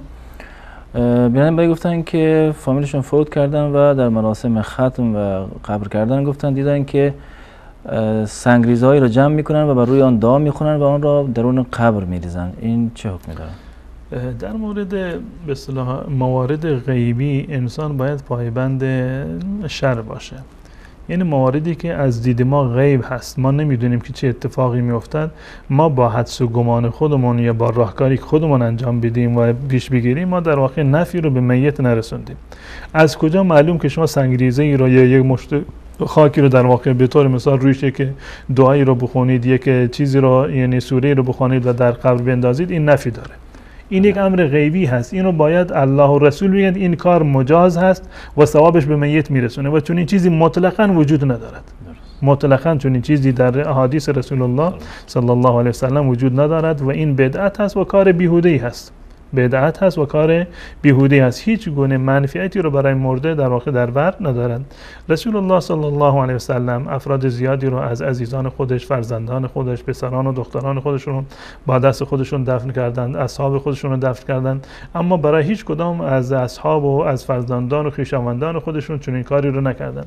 آنچه که ثابت هست از عمل رسول الله صلی الله علیه و سلم دعا برای میت هست که اصلش همون خود این نماز جنازه هست که نماز جنازه در واقع همیشه دعا هست برای میت و بعد از آن بعد از دفنش هم رسول الله صلی الله علیه و سلم وقتی که یک از اصحابشون رو دفن کردن فرمودند که اسالوا لاخیکم، برای برادرتون تثبت را یعنی ثبات را و استقامت را سوال بکنید، یا فرمودند که استغفروا لاخیکم، برای برادرتون طلب مغفرت بکنید از الله متعال، فانه الان یسأل، که الان در حال بازجویی شدن هست، در حال سوال شدن هست، منکر و نکیر از اون سوال میکنن. این دعا کردن برای میت چه بعد از دفن میت یا اینکه بعداً باشه در وقت زیارت قبرستان باشه هیچ گونه اشکال شرعی نداره، جایز هست و خصوصا فرزندان میتونند که برای پدر و مادرشون دعا بکنند. این صراحتا در احادیث رسول الله صلی الله علیه و سلم اومده که دعای فرزندان یکی از مواردی هست که ثوابش قطعا به میت میرسد. اینا مواردی هست که ثابت هست. اما این که پارچه‌ای رو بر روی قبر ببندیم، آبی رو بر روی قبر بپاشیم، گلابی رو بریزیم، گلی رو در واقع بکاریم یا درختی رو بکاریم که ثوابش به اون میت ثوابی میرسد، یا چیزی رو به اصطلاح بر رنگ سنگ ریزه اونگونه که این برادرمون گفتن بخونیم، بدمیم و در قبر بندازیم و بر روی قبر بگذاریم، اینا هیچ گونه تأثیری بر حال میت ندارد. درست. تشکر از شما. بیان بعدی گفتن که بدون وضو دندانهای خودشان را پر کردن و الان اگر وضو بگیرند و نماز بخوانند جایزه یا نه؟ خود به اصطلاح شستن دهان مزمزه بنابر قول راجح هم در غسل و هم در وضو جز سنت ها هست. این جز سنت های وضو و جز سنت های غسل است، گرچه در مذهب امام ابو حنیفه رحمت الله علیه در هنگام غسل جنابت اینو جز واجبات به اصطلاح غسل میدونن، یه مقدار بالاتر. اما لازم نیست که انسان وقتی که دندانش رو پر میکند حتما باید با وضو باشد. انسان در همون حالتی که هست اون حالت برایش در واقع معتبر هست و معیار هست. بالفرض این که ما شستن دهان یا مزمزه رو در هنگام وضوء قبل از وضوء این رو واجب بدونیم، باز هم از نظر شرعی همان حالتی که فرد دارد همان معتبر هست. یک فردی دندان ندارد، خب لازم نیست که حتما دندان بگذارد که بر روی دندانش مثلا با دندان مزمزه بکند. کسی دندانی رو شکسته داخل دندانش آب میراد، خب اشکال نداره. کسی دندانش در واقع پرش کرده، باز هم اشکال نداره. یعنی هیچ گونه تأثیری در صحت وضو و غسل ندارد. بالفرض این که مزمزه برای شما واجب باشد و بر مذهب امام ابو حنیفه رحمت الله علیه باشید، همون مزمزه ای که با همون دندان پر شده شما انجام میدید از نظر شرعی به اصطلاح کفایت میکند، هیچ گونه اشکال نداره. با توجه به این که عرض کردم قول راجح در این زمینه این است که مزمزه جزء سنت های وضو و سنت های غسل است و حتی غسل جنابت جزء سنت ها هست و جزء به اصطلاح فرایض و واجبات غسل در واقع شمرده نمیشد و حکمش مانند دقیقاً حکم از نظر شرعی جبیره به اصطلاح عربی یا باندی هست که بر روی به اصطلاح بدن بیمار یا عضو شکسته شده به اصطلاح ببندن. بله، فرض کنید یک فردی رو دست شکسته رفتن دستش رو گچ گرفتن، بادیم بر اونجا پیچیدن، الان جنوب هست. از نظر شرعی چه کار بکنند؟ از نظر شرعی تمام بدنش رو میشورند و این قسمتی رو که بالفرض شکسته شده و باند پیچیدن یا گچ گرفتن بر اون مس بکنند. این کفایت میکنن. پس بنابراین کسی که دندانش را پر کرده، بالفرض این که قائل به وجوب مزمزه هم که باشیم، همین که شما مزمزه بکنید بر روی اون قسمت پر شده دندان، این از نظر شرعی به اصطلاح اون واجب ادا می شود. با این توضیح که بگم که واجب هم نیست، قول راجح نیست که واجب نیست، بالفرض که واجب باشد به اتفاق وضوء شما درست هست و غسل شما درست هست، لازم نیست که بروید دندان رو دوباره بکنید یا دوباره خرج دیگری سر خودتون بندازید و دوباره دندان رو خالی بکنید و دوباره پرش بکنید. نه چنین چیزی لازم نیست و غسل وضوء شما کاملا صحیح است. جزاکم الله خیر. سوال دیگری که بیننده پرسیدن گفتن کسی که قرآن را ختم نکرده، این قرآن رو کاملا نخونده تا آخرش، آیا میتونه پیش نماز بشه بخصوص در منزل؟ لازم نیست که یعنی برای جز شرایط امامت این نیست که انسان حتما قرآن را ختم کرده باشه یا تمام قرآن را حفظ کرده باشه. شما همان مقداری از قرآن را که بلد هستید همان رو میتوانید که در نماز بخوانید، چه خودتون امام باشید یا اینکه خودتون تنهایی نماز بخوانید. هر دو تا صورت هیچ گونه تفاوتی رو نداره. شما فقط یک سوره بلد هستید، دو سوره بلد هستید، یک صفحه از قرآن حفظ دارید، هیچ گونه اشکال نداره. قرآن و بقیه قرآن اصلا خوندنش رو هم بلد نباشید، نه اینکه ختم نکرده باشید یا حفظ نیستید، اصلا فرض کنید خواندن قرآن رو بلد نیست، فقط یک سوره رو بلد هست، از نظر شرعی میتواند که با همین یک سوره نماز بخواند و کسی که نماز خوندنش برای خودش درست است برای دیگران هم امامتش درسته. مثلا که مثلا در خونه امامت بکنه، پدر خونه یا فرزندانی که در اونجا هستند قرآن رو ختم نکردن، به قول معروف تلاوت قرآن را، روخانی قرآن را نمیدونن، من تا یک سوره چند سوره حفظ هستند، میتوانند که از نظر شرعی امامت بکنند و امامت نماز کاملا برایشون صحیح هست و ثواب نماز جماعت هم ان شاء الله بهشون میرسد. جزاکم الله خیر. سنت مؤکده و سنت غیر مؤکده چه فرقی داره؟ سنت های مؤکده سنت هایی هست که در واقع تأکید شده. خود مؤکده به معنی تأکید شدن هست که بیشتر بر اونها تأکید شده و رسول الله صلی الله علیه و سلم اونها رو ترک نکرده. و سنت های غیر مؤکده اونهایی هست که به صورت کلی تشویق شده انسان که این کارها رو انجام بدهد اما تأکید زیادی بر اون نشده. به طور مثال از میان سنت های نماز به اصطلاح سنت های قبلیه و بعدیه که در نماز هستند، همون 10 رکعت یا 12 رکعتی که انسان باید بخواند، 2 رکعت قبل از نماز فجر، 2 رکعت 4 رکعت قبل از نماز ظهر و 2 رکعت بعد از نماز ظهر، 2 رکعت بعد از مغرب و 2 رکعت بعد از نماز عشا.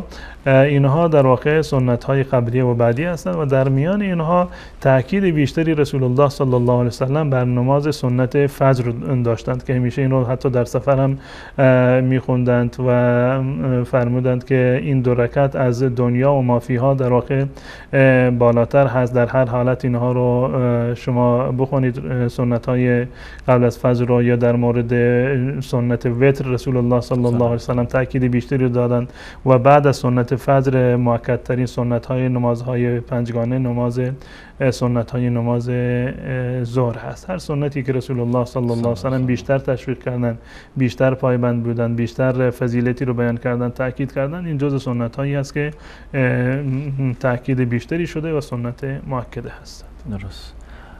طبق این سنت ها پس بیننده دیگری هم پرسیدن که نمازهای نوافل قبلیه و بعدیه که بعد نمازهای پنجگانه خوانده می شود چند رکعت است؟ در روایت حضرت عایشه رضی الله تعالی عنها آمده که هر کسی که روزانه بر 12 رکعت نماز مواظبت بکند، هر کسی که روزانه بر 12 رکعت نماز غیر از نمازهای فرض مواظبت بکند، الله متعال انشاءالله اون رو به بهشت میبرد. این 12 رکعت رو این گونه هست که 2 رکعت قبل از نماز فجر هستند و 4 رکعت قبل از نماز ظهر و 2 رکعت بعد از نماز ظهر، 2 رکعت بعد از مغرب و 2 رکعت بعد از نماز عشا هستند که اینها رو رسول الله صلی الله علیه و سلم فرمود هر کسی که بر این 12 رکعت مواظبت بکند الله متعال اون رو وارد بهشت میگرداند. غیر از این به اصطلاح نماز وتر است که رسول الله صلی الله علیه و سلم فرمودند که الله متعال به شما یک نماز دیگری رو بر شما اضافه کرده که اون نماز وتر هست و فرمودند که اینو بعد از نماز عشا و قبل از نماز فجر اینو در واقع بخوانید و تاکید زیادی هم در این زمینه در واقع اومده. و بنابر روایت حضرت عبدالله ابن عمر 10 رکعت سنت ذکر شده که به جای 4 رکعت قبل از الظهر 2 رکعت قبل از ظهر است. این تفاوتی که بین روایت حضرت عایشه و حضرت عبدالله ابن عمر هست که روایت که سنت های قبل از ظهر در روایت حضرت عایشه 12 رکعت 4 رکعت هست و در روایت حضرت عبدالله ابن عمر رضی الله تعالی عنه 2 رکعت هست. جزاکم الله خیر. سوال پرسیدن که قرآن قدیمی در منزل دارن و رنگ روی قرآن زرد شده، قابل قرائت نیست، به خاطر خیلی قدیمی است، چه کار کنن با آن؟ قرآنی رو که به اصطلاح قابل استفاده نیست و زیاد استفاده شده، پاره شده هست، بهترین راهش این است که این رو در یک جایی دفن بکنند، در یک جایی که مردم از اونجا عبور نمی کنند، مثل این مانند قبرستان باشه، در یک کیسه گونی بگذارند و در اونجا دفن بکنند که به اصطلاح بی حرمتی آیات قرآن نشود. درست. بیننده پرسیدن که زنی که ابروی آن کلوف باشد به شکل ابروی مردها باشد، آیا میتواند آن را کوتاه کنند؟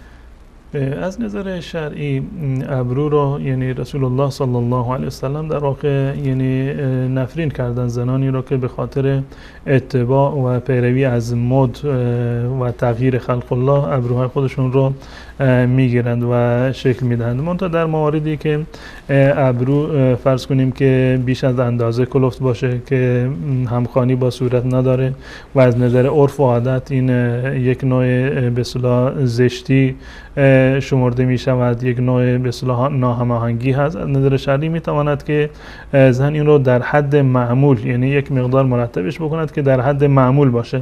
اما این که اون رو بتراشد یا این که هر روزی هر مرتبه که میراد یک مد جدید و شکل جدیدی به ابروی خودش بدهد، این در واقع بازی کردن با خلقت الهی هست و که انسان خودش را در معرض دید و نمایش دیگران قرار داده و هر مرتبه میخواد یک مد جدید باشه. این از نظر شرعی درست نیست. اما کسی که واقعا ابرویش یعنی غیر طبیعی هست میتواند که ابرویش رو به شکل طبیعی در بیاورد و غیر از این ابرو رو اون چیزی که حرام هست یعنی گرفتنش هست، یعنی به اصطلاح کندن موی ابرو هست. اما اگر به صورت دکلوره باشه یا به اصطلاح نامرئی کردن ابرو باشه، این از نظر شرعی اشکالی نداره.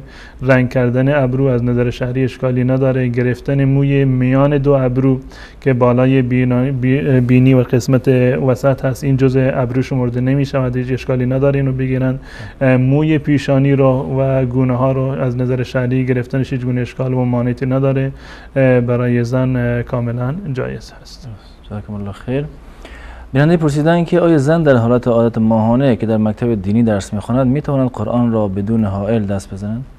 در مورد تلاوت قرآن اشکالی ندارد، میتواند که قرآن را تلاوت بکند، اما یعنی جمهور فقها بر نظرشون بر این است که زن یا مرد در حالتی که به اصطلاح عادت ماهیانه باشه یا جنابت باشه یا حتی حالت بیوزی باشه قرآن را در واقع دست نزنند، بنابر روایتی از رسول الله صلی الله علیه وسلم که قرآن را فقط کسی دست نزنند مگر کسی که طاهر هست.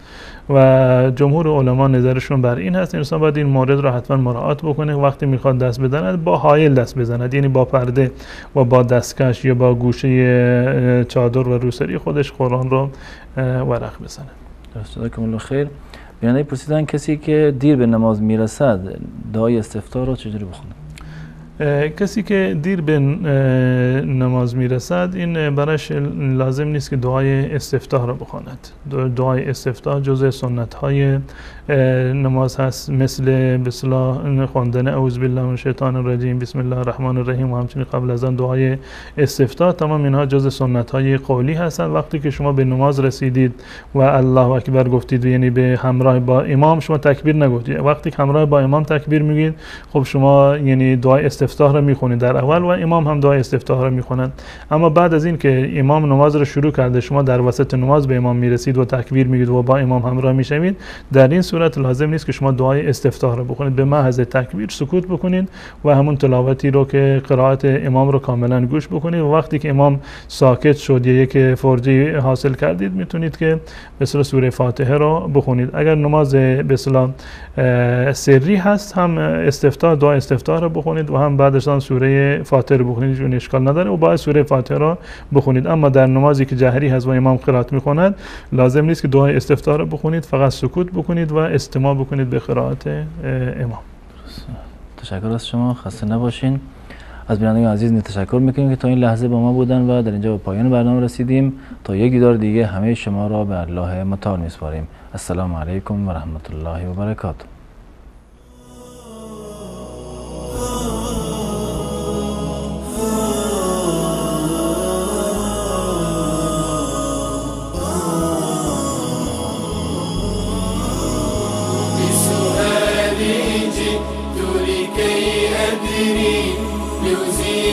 الحيرة من أمري فهنا علم وهنا نور وهنا منبع كل الفكر نهر من فقه يتجلى بعقيدة صدق في صدري لبيك أتيتك في لهف لسؤالك